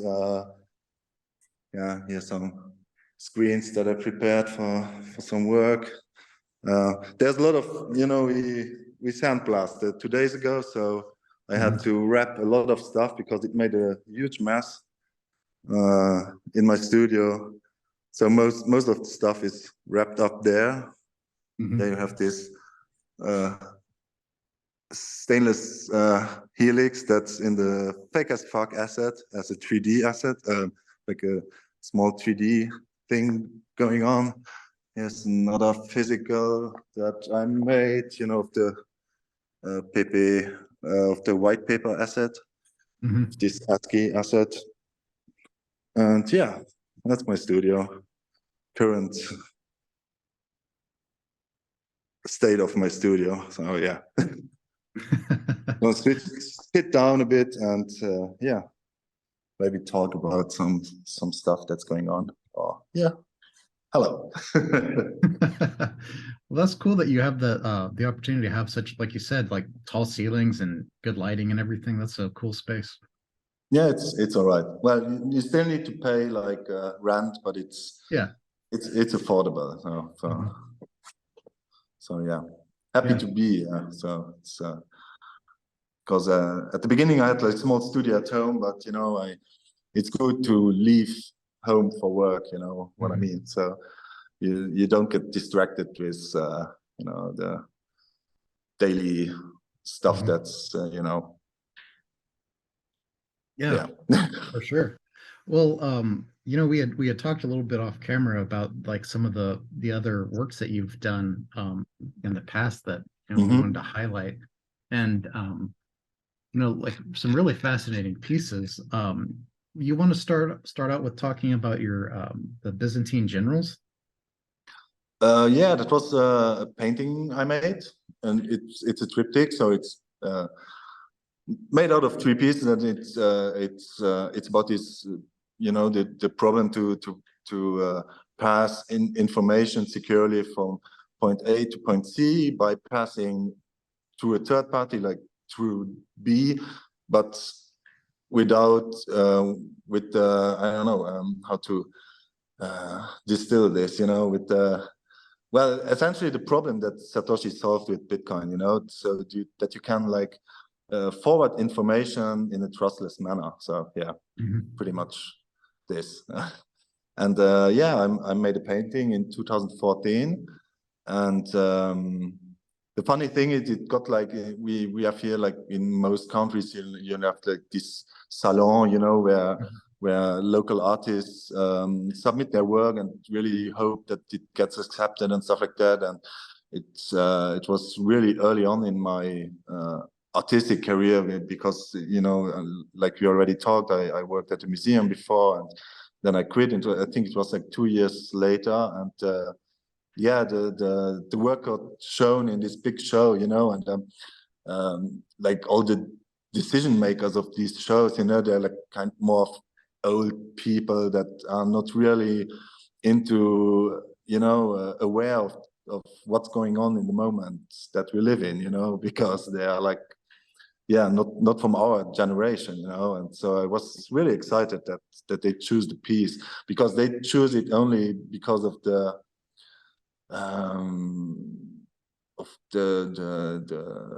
visual language that it had, you know, because they didn't make any relation to my deeper, you know, concept that was behind the actual work. Yeah. Yeah, very cool. Yeah, so I think for me it was important that we talk about these works, because it's like it's like the pre counterparty assets time. So yeah, since I have a huge appetite for all what is going on, especially in the technology world, you know, so blockchain and all this influenced also my studio practice, like physical works that I made. So yeah, pretty early on. So yeah. Yeah, I think it's really really stunning too. You know, and I love the concept as well. Thanks. Yeah, it's always hard to talk about it if you don't have it physically. I think you can't like show it or make an. I'm lucky enough to where I have it pulled up on my screen, and I'll present it on a recording, so people. Okay, perfect. We'll be able to yeah, and I think it was maybe the same year, maybe the work was earlier, I don't remember, should also be like 2014, where I did this big wall fresco in some school. It was like a public art project where you can, you know, submit proposals. It's like a call for projects, and then they select an artist to work in some public building. And I had the chance that they selected my work, and I proposed like a big mosaic made out of 500,000 Lego bricks. So like a huge pixel screen. The title of the work is also like display, but it's written like THYS and then play, you know. So you have this kind of huge display, but also like the notion of playing around. And I drew these parallels between like you know, the passage in the school of someone. It's kind of like a computer game, you know. You take choices and you try out new stuff. Sometimes you fail, sometimes you succeed, you know. You have to retry and stuff like that. So I sampled all these old operating system user interfaces and all these old school games like Prince of Persia and Tetris and SimCity, but all like the first, you know, black and white-ish versions, and reassembled this to a huge fresco. And yeah, and this was also, I think it was, I don't know, you have the PDF open? Yeah, I do. I don't remember, it was 2013 or 14, but it says whatever. 2014. Okay, yeah. And also on this wall, you know, I integrated like Bitcoin QR code with just a random Bitcoin address of mine. And Well, it was a public commission. They did, you know, they accepted the project. They didn't even think about scanning this and asking what's this QR code about, you know. And it's still there, you know, and it's in videos and photos, and there are every day like 1,000 Did you ever people get any that donations? pass there. Yeah, but from friends, you know, friends that I showed it. Hey, look, I put a QR code, a Bitcoin address in my work, and they were like, "Okay, let's try it out." So, yeah, but it was back then, so you know, they sent me quite a lot if you look at it nowadays, you know. Yeah. That's awesome. Yeah, funny. Oh, I think I think that's a super cool piece. I'm looking at that photos, and you know, like you said, the analogy between, I was thinking about this just a week or two ago, you know, like you know, we do our best to make choices and like navigate life, but you know, again, there's almost like a gamification of it, because a lot of it is really outside of our control, and you know, semi-random, you know, unexpected events also happening, and yeah, definitely. So yeah, that's cool. So you know, that took a tremendous amount of Legos. How did you actually get that many blue and white Legos? well, yeah, I had this idea, and also for the medium, it was important for me to use like a medium where like the people that use this building, like, you know, people studying, like that they can identify with the medium that I use. So I took like Lego bricks, because everyone knows Lego bricks, right? So I chose this medium, and then I dug around, and then I contacted Lego Germany, like their headquarters, and they were like, yeah, okay. And they have like worldwide 9 Lego certified professionals. So they put me in contact with one, and he had to approve the project, and he could then order like huge supply directly from the manufacturing plants, you know. So yeah. And I got it delivered, and then the work began. But yeah, can only imagine what a delivery of 500,000 Legos looks like. Yeah, it wasn't bad. It was like a small, you know, these trailers that you pull with the van, you know. I don't remember how many boxes, but it's the standard boxes for this kind of bricks is 13,000 bricks per box. So you can do the math. Yeah. How long did that take you to kind of sketch that out and then actually assemble it once you had the design mapped out? Yeah, the design part was really the hardest part, because you really have to calculate a lot and be sure that it will fit, and you know, with the size of the bricks and the distance between the bricks, because there's like 100 of millimeter between the bricks, and yeah, it was there was a lot of calculation going on. So the preparation was really the hardest part, and the work on site, once we had like the Lego bricks, and in fact I put like a checkerboard on the wall with base plates, you know, and all those were numbered, and it was like 1,600 base plates on the wall that were all numbered, and I had for each base plate like the pattern of bricks printed out and numbered, so you could like start anywhere on the wall, and it would come together in the end, you know. And yeah, the work on site was about 3 weeks, so that was okay. I had a friend assistant and some friends, because I did this during holidays. Some friends came, they were like, "Oh, you're building something with Lego, can I come?" You know, and they came to help me a bit and drink some beers on site. But yeah, when I started, I was like, "Oh God, what have you started here?" You know, it will be an endless Sisyphus kind of work, but it worked out well, so it went faster than I expected in the end. So, yeah. I imagine you had some sore thumbs at the end of that. Yeah, it was like, you know, I don't remember how many base plates you could fill like per day, but it wasn't. You could do more, but in the end, it was like really the thumb that got sore from pushing all those bricks on the base plates.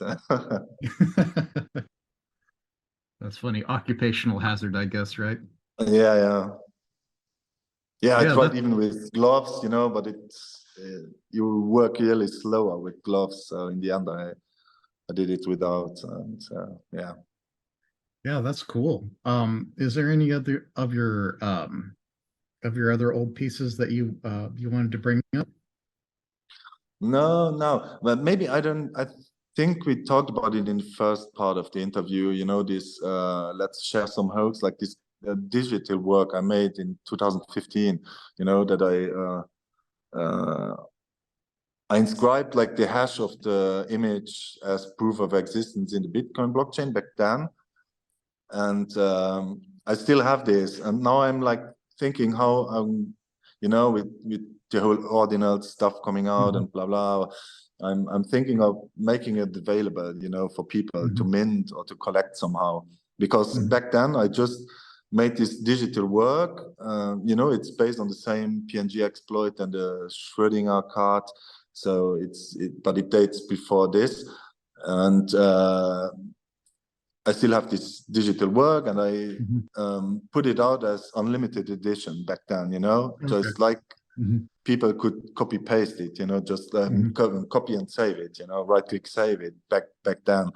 And now I'm thinking that I should maybe, like, you know, put it out in the form of an asset on Ethereum or Bitcoin, or, you know, but I'm not decided yet, but I will definitely do this so people can collect it. Yeah. Yeah, very cool. Yeah, because I think it's like nice asset to have, especially for collectors of the Schrödinger cards and stuff like that, because it's, you know, that was like the initial idea before I made the Pepe cards. And Yeah, for sure. That's cool. Yeah, you could do it as there's so many ways you could do that as a sub asset, or you could do it you could mint it as a new asset on, like you said, on either chain. Yeah, ordinal will be tricky because I think the file is like 9 megabytes or something like that. So I cannot do this, and I can't compress it because it will fuck up this PNG exploit, you know. Yeah, and the hash of the image, of course. So you can't validate that the image exists already in 2015, you know. And so yeah, maybe I'm going to release it on Ethereum for people to mint, you know, just because I won't ask cash for it, you know. And the idea back then was to have people right-click save it, so it should stay that way, you know.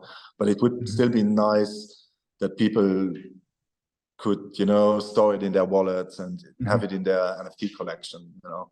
Yeah. So yeah, I mean, especially since I mean, again, I was really fascinated by that PNG exploit, and that you know, found that so early on. So yeah, having the first version of that, you know, as a collectible would be super cool. Yeah. But it's also this, you know, I think I'm at the point that I need to stop this, you know, because I made, like, the last one I made was this rare ordinal, you know, the cards that get like they mint the image on Bitcoin as an inscription, and then, you know, this directory where the assets, however, get them as tradable counterparty assets. So you only have like the image metadata on as inscription. And there I made this ordinary people, and it shows like also like 2 images. It's once like Georg Cantor, that's like some old Russian German mathematician that invented this ordinal theory, and on the other hand, you see like an image of I'm definitely gonna spell it wrong, but Kazak Rodamor, or how is he called? You know, the guy that started all these ordinal and inscription kind of thing. You know, the developer. But Yeah. Cool. Yeah, so since we talked last time, the ordinals thing is kind of blown up. What's been your take, and you know, what have you thought about that whole scene? Well, I don't know. Definitely interested since the beginning. You know, like I didn't have any node running, anymore. You know, my last node was also like back in 2015, I think, where most of the people use Bitcoin Core wallet. So you had a node anyway. So I started with a friend to rent a VPS and, you know, sync a fresh node so we could do inscriptions. So we did a few inscriptions at the beginning when this whole thing came up again on Twitter. And yeah, since then, following the space closely, but kind of, you know, I don't know, hesitant or not. I'm like not inscribing all the time or putting collections out or whatever. But yeah, I find, you know, like assets on Bitcoin have existed since ages, you know, by counterparty assets. So it's, I don't know, and like I think it's been inscriptions are way more restricted, you know, because you have like this not much space to inscribe like the images. And yeah, I don't know, I'm still a counterparty fan because it's way more flexible and you have this huge community of folks that, you know, that have been there since the beginning of counterparty, quite, you know, it's like a family kind of thing. Yeah, it's been interesting. It seems like when this ordinals thing blew up, the way they were spinning the narrative was almost as if this is like the first Bitcoin NFT, like the first way you could do that, which again, like you said, since counterparty goes back to 2014, it really kind of blows my mind. But that narrative kind of, at least to a lot of people, has taken off. But I would have to assume that at a certain level, these, like, it's going to be a positive in the sense that all these people are like now finally getting like comfortable with Bitcoin NFTs. They'll eventually find out about counterparty and the older assets. I mean, maybe people think, you know, they see like, okay, there's like this counterparty token and they think it's a layer 2 solution and it's not really on Bitcoin, or you know what I mean. So yeah that's it's what just a problem of education, I guess. Yeah, that's what I saw a couple people like didn't understand, is that, you know, counterparty like entirely rests inside of Bitcoin. It's not like a separate system. It's just another encoding in the chain. So I mean, that's where that narrative, like, I think is maybe disingenuous, the way that they were kind of, I don't know if you would say marketing or however the message was being spread about ordinals. But you know, anyway, I do think the ordinals, the tech is cool, like you said, for like the small assets. I mean, that's cool to be able to secure it on chain. But yeah, definitely. But you know, on chain has its limits. So yeah, counterparty, like most images or you know, metadata is stored off chain, but that's the same, you know, with any other blockchain. You know, you have this on Ethereum too. So that's but the actual assets are, you know, they exist on Bitcoin blockchain. So well, while we're recording this, and this is let's say, what is it? This is March 19th. You know, like it's funny, like in the last, what has been like a month and a half or something since this blew up, you know, there's been this bubble in the valuation of these ordinals. It seems like people were just able to comment anything into ordinals for a while and just like turn it into a collection and sell it for, you know, a ton of money. Like we had like BTC punks, which was literally just scribing CryptoPunks into as ordinals, and then they're selling for over an ETH a piece. So I mean, it's just a tremendous amount of you know, to me it seems like a bubble. You know, I don't think ordinals are going anywhere, but I think it's also the question of, like, you know, like people are, okay, this is a new thing, so finally we are going to be able to be early, you know, and cash on this, you know, make some money out of this, you know. And I think that's also like the problem with counterparty. You know, people think, you know, they will be late because, you know, all the assets are out, kind of distributed like all the OG assets, like Rare Pepes, you know. you can't mint those or buy them early because you know they have been out since 8-9 years and now, or even more, you know. No, yeah, 8 years, you know. So I think it's also a little bit that you have this, you know, it's a huge part of the, you know, it's still about money, a lot of this whole ecosystem of NFTs and collectibles, and you know, and so yeah, I think there's the problem too, that or the explanation that Ordinance blew up like this, you know, because people think, yeah, finally I can be early in something and take some kind of profit out of this. So yeah, which you know is one of the things that I keep going back to makes rare Pepes and you know fake rares largely too, is, you know, like at least with OG Rare Pepes, there's no money to be made. Like really, people were just having fun, you know. yeah, So I mean, having it created a completely different vibe versus, you know, like all the, you know, cash grabs that are going out on ordinals right now. I mean, hey, you know, people still have to make money, and I'm not knocking people for hustling, but no, you know, no, of course not, of course not. You know, you have to pay your bills if you're an artist or creative. You know, you want to get paid for your work. You know, so yeah, for sure. Yeah, but it just creates a different vibe for the, you know, for the collection and for the art, you know. Yeah, it's a different community spirit, you know. Yeah, you see it with the Ethereum PP assets at the moment too. You know, if you join these channels, you know, there are a lot of moon boys asking when moon, and you know, like spamming the channel when prices of, you know, of freaking collectibles are going down. You know, it's like, yeah. And then you have this issue that or you realize that a good part of the collectors are really just in it to flip it, you know, to buy stuff and to sell it for more expensive. You know, that's what I like to.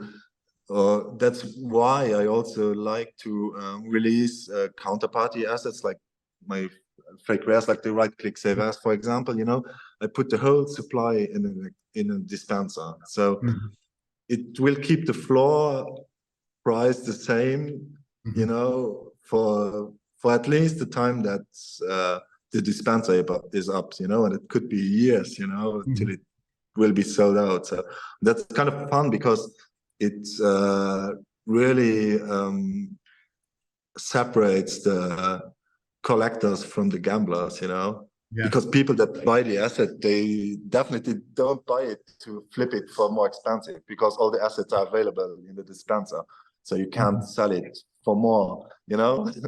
So yeah. Yeah, I totally know what you mean too. Like that's one of the things I thought has been kind of you know, disappointing, is that you know, it's hard to find people that that are trying to like myself. I'm largely just trying to collect, but there's very few people that are willing to like trade, like, you know, like the equivalent of like trading baseball cards or whatever to build your collection. People are just really interested in selling for you know, selling for crypto. So I don't know, it is what it is. Yeah, it's difficult, you know. I had the example with the rare ordinals, you know. It was like I put it out in series 1, so I was like in the Telegram channel, I was like collecting or through Exchange, you know, I was collecting all the folks from series 1's counterparty addresses. So I sent everyone cards, you know, for free, like, we're in it for the art, you know, let's share, you know, we are all artists, you know. And then I put the rest in a dispenser, and now I noticed there's a dispenser that undercuts my dispenser price, you know. So it's people that I airdrop too, gifted assets to that are undercounted, you know, and that's like, oh, come on, guys, you know. Yeah, well, I should know it better, but you know, that's yeah. That's kind of yeah, a resume of the situation. That's funny. Yeah.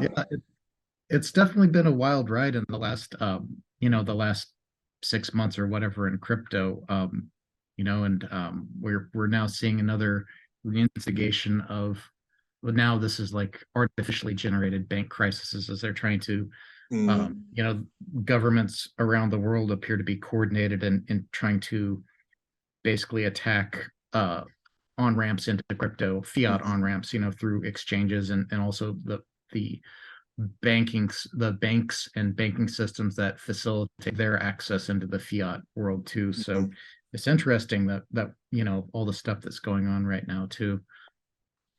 Yeah, it's crazy. But the thing is, you know, it's like if they it almost feels like they still haven't gotten it, you know, or understood the whole technology behind it, you know. So they're just amplifying the need for an alternative, you know. It's just like the Canadian when they cracked down on the Canadian truckers, they really, like you said, they just made the point even clearer that, you know, like not having crypto is the risk, you know.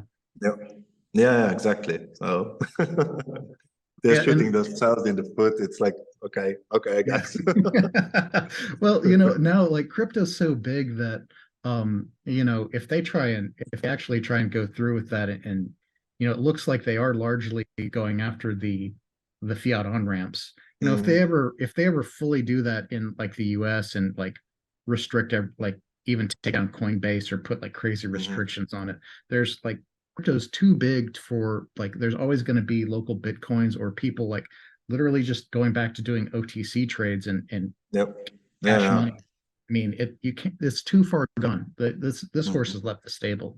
You know, they're not going to win that war. No. Well, it's a matter of time. So yeah, super cool. Well, one of the things I wanted to kind of you know, you're real early in like, and some of your physical pieces that were kind of like blockchain themed, and just kind of like looking at you know, the possibilities for art and the convergence with crypto. Like, you were telling me that like nowadays most physical pieces of art that you buy from a gallery, like you don't even have, like they don't even sign the piece itself. You just get like a piece of paper from the gallery. I mean, how you get like proof of authenticity. That's mostly it's like piece of paper that is signed, and but mean, also like if the collector then sells the work, you know, I doubt, like, well, especially for younger artists or less expensive art, you know, in forms of sculptures or stuff that comes with proofs of authenticity, you know, to have like then the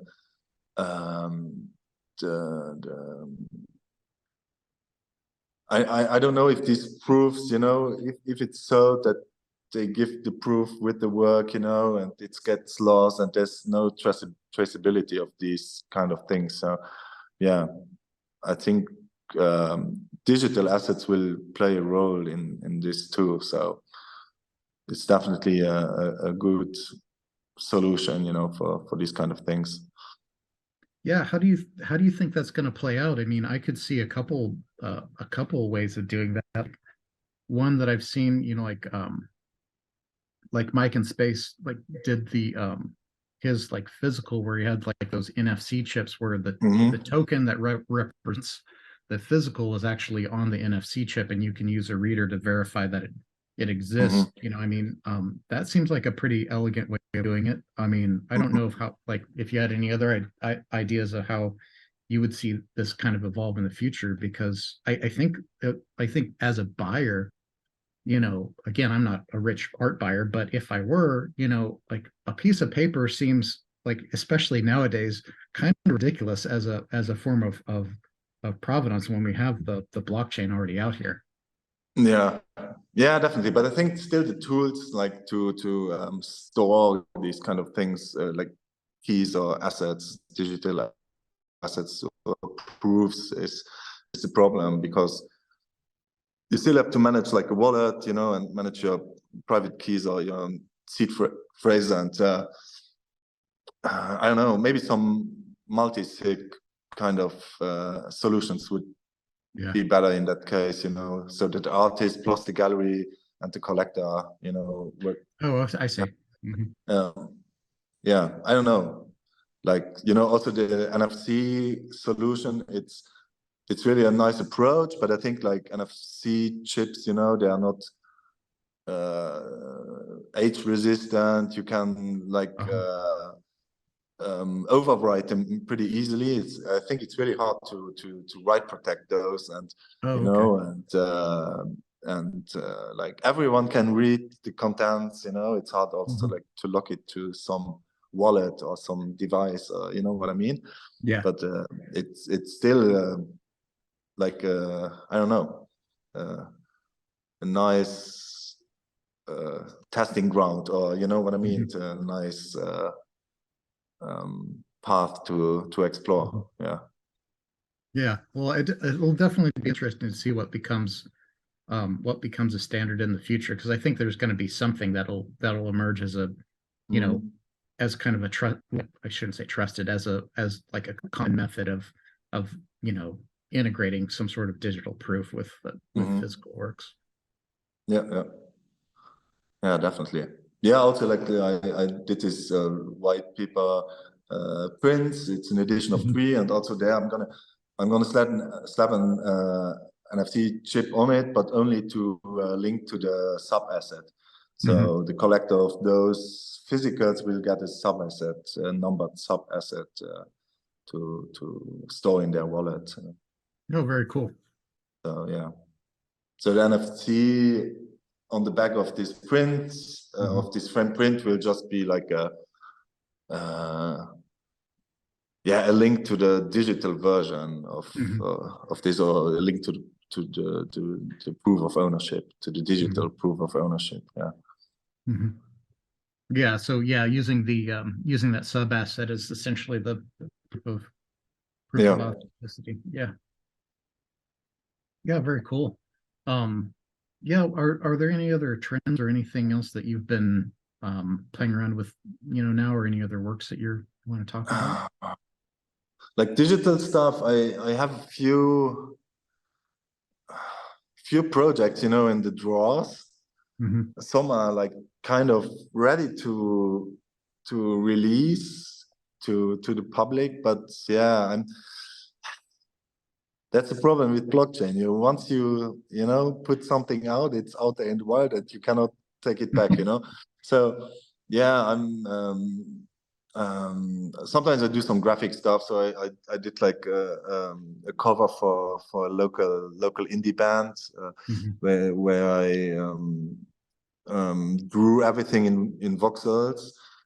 So it's like I can show it. Show that? That's amazing. Yeah. It's dusty because it's sitting here in my studio, but yeah, it's an LP cover. So yeah, it's like, this is the cover. And when you zoom out, I don't know if you see it like this, but on the back side you see like this small kind of yeah. So it's like the surface of a cut diamond, and you also have a little bit of relation to, you know, the whole crypto scene and diamond hands, you know. But it's the logo of the band, the diamond, so that's why it chose. Can you show us the inside flap too, where you can see the detail of the voxels? So the thing is, it's like a huge kind of landscape, all made out of millions and millions of voxels, and this whole landscape is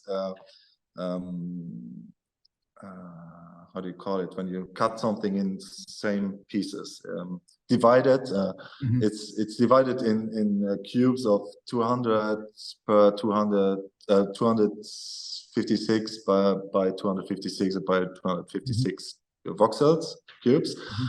And so this whole landscape, I can take it apart into these small pieces, and these small pieces rendered as 3D objects. It's really like small, beautiful, random generated sculptures. So yeah, so one project is to release those as a series of NFTs, ideally with the album, you know, so to have music NFTs. and to sell those, and then I will share the proceeds with the band so they can like record or pay their their studio sessions. And yeah, that's like one idea. And I have like 2 PFP projects that I'm fiddling on, and I'm kind of convinced that they will be good and not like a total copy of what already exists. And but still I'm not sure yet where and how to release those. So yeah, because also I like to push like limits of the tools that are available. So there's always problems with file sizes and platforms not ready yet for this kind of content and stuff like this. It's like this seized memes asset I made quite recently. It's like a JPEG, but it weighs 600 megabytes because it contains like a zip folder of all the 1774 rare pepes. So they are hidden in the image. And so you can like right-click save the image and save it on your desktop, and then you can unzip the JPEG, and you will end up with a folder with all the rare papers. So yeah, and the problem with this is it's the asset almost doesn't show on most platforms. On OpenSea, it doesn't show the image because they have like a limit of 200 megabytes, I think. And so yeah, it's not super user friendly, and there are only like a few people that really read the description or that like the idea of the asset that minted it, And yeah, on OpenSea it still shows just this default placeholder image because it doesn't load the actual JPEG. So yeah. I thought it was really ingenious, and it goes really well with the right-click save as Pepe that you did too. Yeah, I like to have Easter eggs in the assets. So also the white paper, fake rare. It also contains this stenography. It's bad like this, yeah, like hiding stuff into files. So the white paper, if you rename it to .pdf, you get like the 9-page Bitcoin white paper instead of the JPEG, and you can rename the PDF back to .jpeg, and you get back the initial asset image. So that's super cool. But that's only one of the Easter eggs. Since the image is made all of ASCII, there's a lot of type in it and a lot of stuff to find. But more on this later, I guess. I will reveal some of this on Twitter, and maybe also the prints or the 3 editions I made. I'm not sure yet if I'm going to auction them or whatever, and maybe I'm just going to make some kind of game where people can or should find the Easter eggs in the asset themselves itself, and if they find it, they can win the physical. That would maybe make more sense than to just sell them or whatever, auction them off. But cool. It's tons of decisions to take. You get these ideas, and the other day it's like, maybe it's better to do it like the other way around. So yeah, that's often a problem in my practice, that I have the initial idea, and then to the last step to get it out in the wild is always tough. Yeah, because like you said, once you commit, it's done, right? Yeah. And now you have all this, like tons of new directories coming up, and you have more options. Maybe it makes sense to mint stuff on teasers. Am I joining, notable papers? Am I, it's and maybe it's the best to do it just under my name and do my own stuff, and try to play without directory, and I don't know, it's it's a lot of decisions to take that influence then also your later work, or take an influence on your career, whatever you want to name it, if you can name it that. Yeah. Like, speaking of that, I mean, you've got like a really varied portfolio of some really super cool stuff. Have you just did you just like go with what inspires you next, or have you had like kind of a vision or a plan for your career as an artist? No, vision, not at all, because and you can't plan stuff as artists. Well, you can, but that's not me, I think, or I guess, because I like every day there's something new and you get new input, and the world changes around you. So I like to adapt, and I like that the medium that I use in my work also makes sense, So I use these Lego bricks because it's in school, it's like a creative kind of medium that everyone knows, especially the people that use this building because it's in high school, So yeah, the material has to make sense, in this Byzantine generals painting triptych, I use like carbon because it's like an electricity conductor, and the topic of the work is also like how to bring information from A to C, and it's all, yeah, it's the medium has to make sense, and I also like the challenge to learn new stuff. Like, for example, for this LP cover that I did for this band, I've never done stuff in voxels before, so it was a challenge for me to dig into this, and the best way to learn stuff, especially software, or is to work on a dedicated project, not to do tutorials, because there I have the impression that it's hard to I don't know, you definitely learn stuff through tutorials, but it doesn't, it doesn't stay in your head. So, and if you work on some projects where you already see a final result, then it's really easier to familiarize with different projects or mediums or whatever, But I don't know if you still have this PDF up of some of my works, and there's this like maybe in the middle of the portfolio, there's this huge concrete kind of sculpture. I don't know, it's like arches, big arches, that are made out of yeah. Well, that was my biggest project, and I worked 3 years on this, and it's I made these small sculptures before that, where this helix form comes back, and then I was like, okay, it's also in front of a big school, so and then I had this idea, also like this, if you go to school, it's like heights and lows, sometimes sometimes you're successful, sometimes you fail, and also I wanted to create some kind of place where people meet, like in schools you have all these kinds of different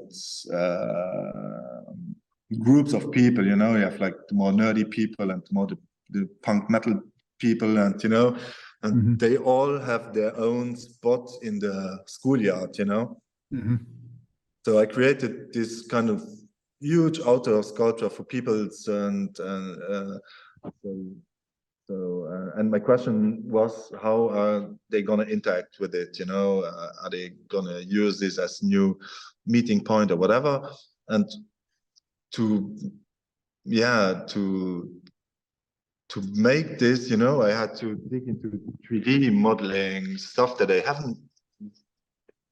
hadn't touched before, So yeah, it's projects like this that motivate me down to learn some new techniques, softwares, and you know, and it's all made out of concrete, and it was really difficult to find partners. I had like 12 subcontractors for this project, and I had to manage it all alone, you know. And I'm like, okay, I'm an artist, I'm not an engineer or architect, and I have no clue about all these, you know, different fields, you know. And then I don't know, for me it's a challenge then to dig into all these different fields and then try to manage all this, and that it works out in the end, you know. I lost a lot of hair, and you know, and it was really stressful 3 years. It was you know, and I was also at few moments I was at the point that I was like, okay, let's stop this, you know, I can't, you know, because yeah, well, it was tough. So but after that, you know, you have like the result, and then it's okay again, you know. But yeah, I like to explore new stuff all the time. So that's, maybe it's not the quality because I'm really bored quickly, you know. I have these new ideas, and then I don't know, I put like 300% in it, and then once I get it, then it's, yeah, I don't, you know, I'm quickly bored, and I need to move on to other stuff, you know. So cool. yeah. I don't know if it's good, if it's a quality. Just Well, 3 years is a long time to put into a single project too. Yeah. Well, it was a huge budget, you know, and I know I can send you later the like a bigger document where you see all the. It's not me at the loo. I'm just spilling. I'm just spilling water here in the. Yeah. Cheers. Yeah, well, I guess the other thing I'd ask you about too is, since you're kind of on the cutting edge of trying out these different mediums and the technology and whatnot, is, you know, kind of what your outlook and take on kind of like the AI art scene is now too. This has really blown up in the last year, really, you know. Yeah. Well, definitely also there I'm following. I'm at the moment not using it a lot, you know. I use like ChatGPT for small, you know, text outputs, or just, yeah, like helping me redact text, because, you know, sometimes you have like an idea that you want to express, and you have like these keywords in your head, or even you have like the whole text in your head, but you can like, I have then difficulties to spit it out like this. So that's and it's crazy, like just with that, how helpful it is. And once you use it like twice, how easy it is that you will use it, like, you know, like that you feel that it's normal. Yeah, I think I showed you this piece that I just almost finished. It needs another layer, but I think we talked about this before, you know, this one. Yeah. Yeah, So, you want to explain that for us? well, it's self-explanatory, you know. It kind of explains the whole AI tool kind of thing, you know, like that's, for now we think it's like super revolutionary, and it's really like how it improves. It's crazy and frightening and whatever, you know. But on the other hand, for the next generation, you know, it will be something like a natural resource, or people will think of it as a natural resource. So yeah, it's crazy. Yeah. I know I've toyed around with the Chat GPT a little bit. I had kind of a similar reaction where, you know, like sometimes in like writing professional emails or just like communication, like you already have the idea, but actually translating that into like the written word, like at least for me, it's a really slow process. So like like that's a huge time improvement. And to me, I don't think it's actually taking anything away from my, like the authenticity of what I'm putting out there at all either, because it's still getting across my intention and my point, you know. And you have to, it's just, maybe better phrased or faster. You come faster to the result that you initially wanted. So yeah. Yeah, I think it's super cool. And you know, the like the images and the movie like AI tools have been really amazing too. Like one of the ones I really wish I had been able to buy was like Robeck he's like a one of the early crypto artists that contributed to Curio cards. He created this like AI he trained the this AI system to on a particular artist's work, and then like that Okay. specialized in stills and made a video like this kind of distorted video in that style of that artist, which ended up being like Okay. super amazing. Okay. Yeah, I haven't seen this, but yeah. Yeah, it's just I mean just cool stuff like that. I don't know, Mm.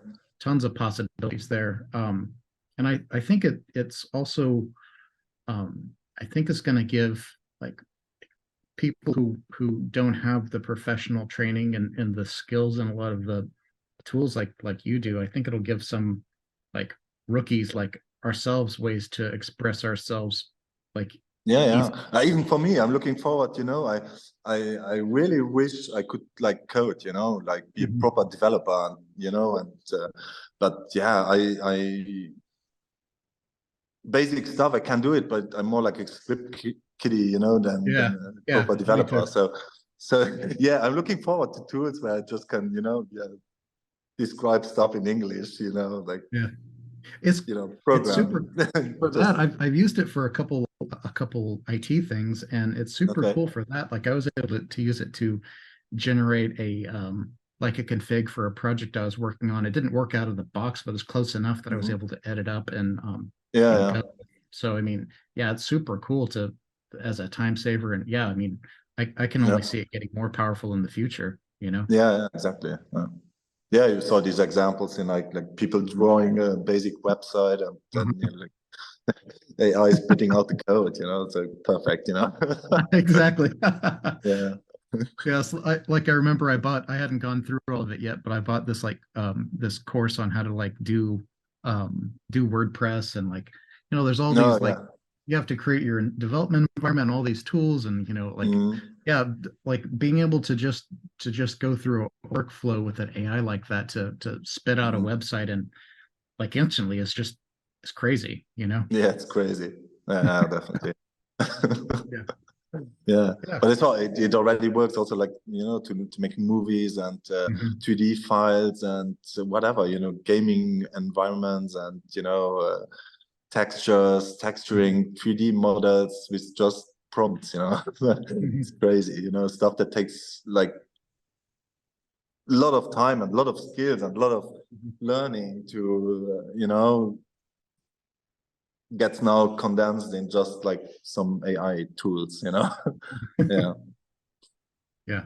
Well, it's going to be fun also to see, how this is just incorporated into the rest of the artist tools, like you Yeah, said, yeah. the normal I see workflows. it as just another tool, it's Yeah. like a pencil, one more Mhm. pencil, but pretty cool pencil though. But yeah, it's just, some, like all the old painters when photographic came out, they were also like, painting's gonna die because we can now take photos, and no, it's not the case. It's just not a tool. So yeah, painting's gonna maybe improve or change, or the practice is gonna change and evolve, but it won't disappear because of another tool. So yeah. Yeah, really interesting. However it goes, we're definitely in for a wild ride because it's already, Yeah. it's already taking off. Yeah, yeah, yeah. You take 2 3 days off internet or off Twitter, then it's like it's crazy what happens in such short time spans. How it's evolving, it's really impressive. Yeah, Yeah, it's and crazy. all the people that really still have no idea about all this, I talk like to close family Mhm. or even friends that are not 24/7 connected to the web and Mhm. not active on Twitter and just doing their their, their emails and Amazon shopping, Yeah. and that's about it. They don't grasp what's going on. So, yeah. And it's also impossible to like kind of explain them because it's too vast, you know. It's yeah. You know, it makes me really grateful I never went into programming as my profession, because, you know, even before this last big leap that we had this week with the release of ChatGPT 4 and the you know, and the you know, we already had like GitHub Copilot and some of the other like code assisting and whatnot tools. I mean, you know, again, like we were talking about earlier, the ability for a novice to just like tell it to generate us some code, and we can just like, again, like I'm more of a script kiddie too. Like I can edit stuff up. I'm just not like a, yeah, but still, you know, I still envy developers and programmers, you know, because they also understand what's AI spitting out. You know what I mean? yeah, for sure. We're still just okay. Yeah, it works. Oh yeah. You know what I mean? For sure. I'm not dissing their skill. I'm just saying like now I can actually like get stuff done versus just being at the mercy of you know, other developers. Yeah. Yeah, is there anything else you wanted to touch on? Like any other trends or any other work that you want to? No, well, I wanted to show you guys the building, but yeah, it cuts off the internet. I should have switched on mobile, but yeah, I think it's connected to the studio's Wi-Fi. So yeah, I don't know. Thinking, well, that's an older painting. Yeah, it's wrapped. And there's some silicon stuff because it's like, you know, models that I do for those sculptures. You know, it's they're based on small silicon models. You know, like these. And then they get scanned, 2D scanned, and CNC cut, and then they end up in something like this. And this usually goes to a foundry and then gets cast in some metal or whatever. Oh, so you generate the model and then they use that as like a lost cast method? Yeah, I do the model like analogy, you know, like by hand, small silicon models, super tiny. And yeah, here's still the crate with the neon that I did together with Dita Crypto for this do your own research show at Kunsthalle Zurich. Yeah, some screens I'm looking forward to use, you know, to safe screen printing. And yeah, here's a stock of work, but yeah, it's all wrapped. Yeah, well, it changes a lot in here. We should chat more often. Here's also some small voxel stuff I made, but that was that's also for a band, you know. So I made this kind of landscape, and all the people that do these small graffiti kind of, you know, it's all people that on the album. And here was an EP. It's also made out of voxels for the same band. You know, so, yeah, just like stuff that I collected. That's like a small 3D print of this. You know, that was like the initial model, and then you have like the 2D print, you know, digital part, and then it gets like, yeah, there are a lot of steps involved with all this. But yeah, that's cool. Yeah, I want to. I feel like manual work, you know, and I miss painting a lot, you know. I have these stretchers sitting there for over a year now, you know, and I haven't started because I constantly get distracted with other projects that I'm spending time on, you know. Yeah. But yeah, can't do everything, you know. It's like need to make choices. Yeah, well, for sure. I definitely know in the last 6 months or a year, it feels like even if you didn't have like a full-time job or career, keeping up with everything in tech and crypto would be impossible. I mean, it's just moving so fast now. Yeah, definitely. Then yeah, I got family duties and, you know, and friends, and, you know, I like to go out and you know, party a bit and spend time with other people. Plus, like, you know, I'm hanging a lot on the internet, and it's long nights, and yeah, there's a lot of time that goes in there. So yeah, Yeah. It's a huge time thing, but it's so, yeah, it fascinates me too much that I cannot not keep up. You know what I mean? It's an interesting time, so interesting stuff happening. So Yeah, for sure. I mean, yeah, I'm kind of like you with you. I'm really stuck with the crypto stuff. I think it's, yeah. fascinating And for and me, it's part of it influences my yeah. work. So it's yeah. Yeah, I mean, I have a need to keep up with it. Really. Yeah. and what's crazy is we're as we're recording, like, we still are so early in adoption of crypto and, the Yeah. evolution of it. I mean, like, who knows what it's going to look like another 5 or 10 years, but Yeah.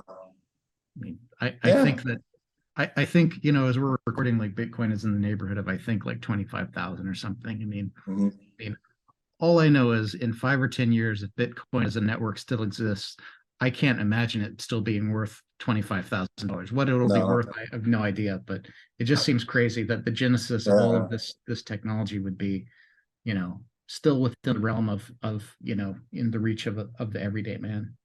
Yeah. Yeah. Yeah. Definitely. What's the current meme? It's like what 1 million in 90 days.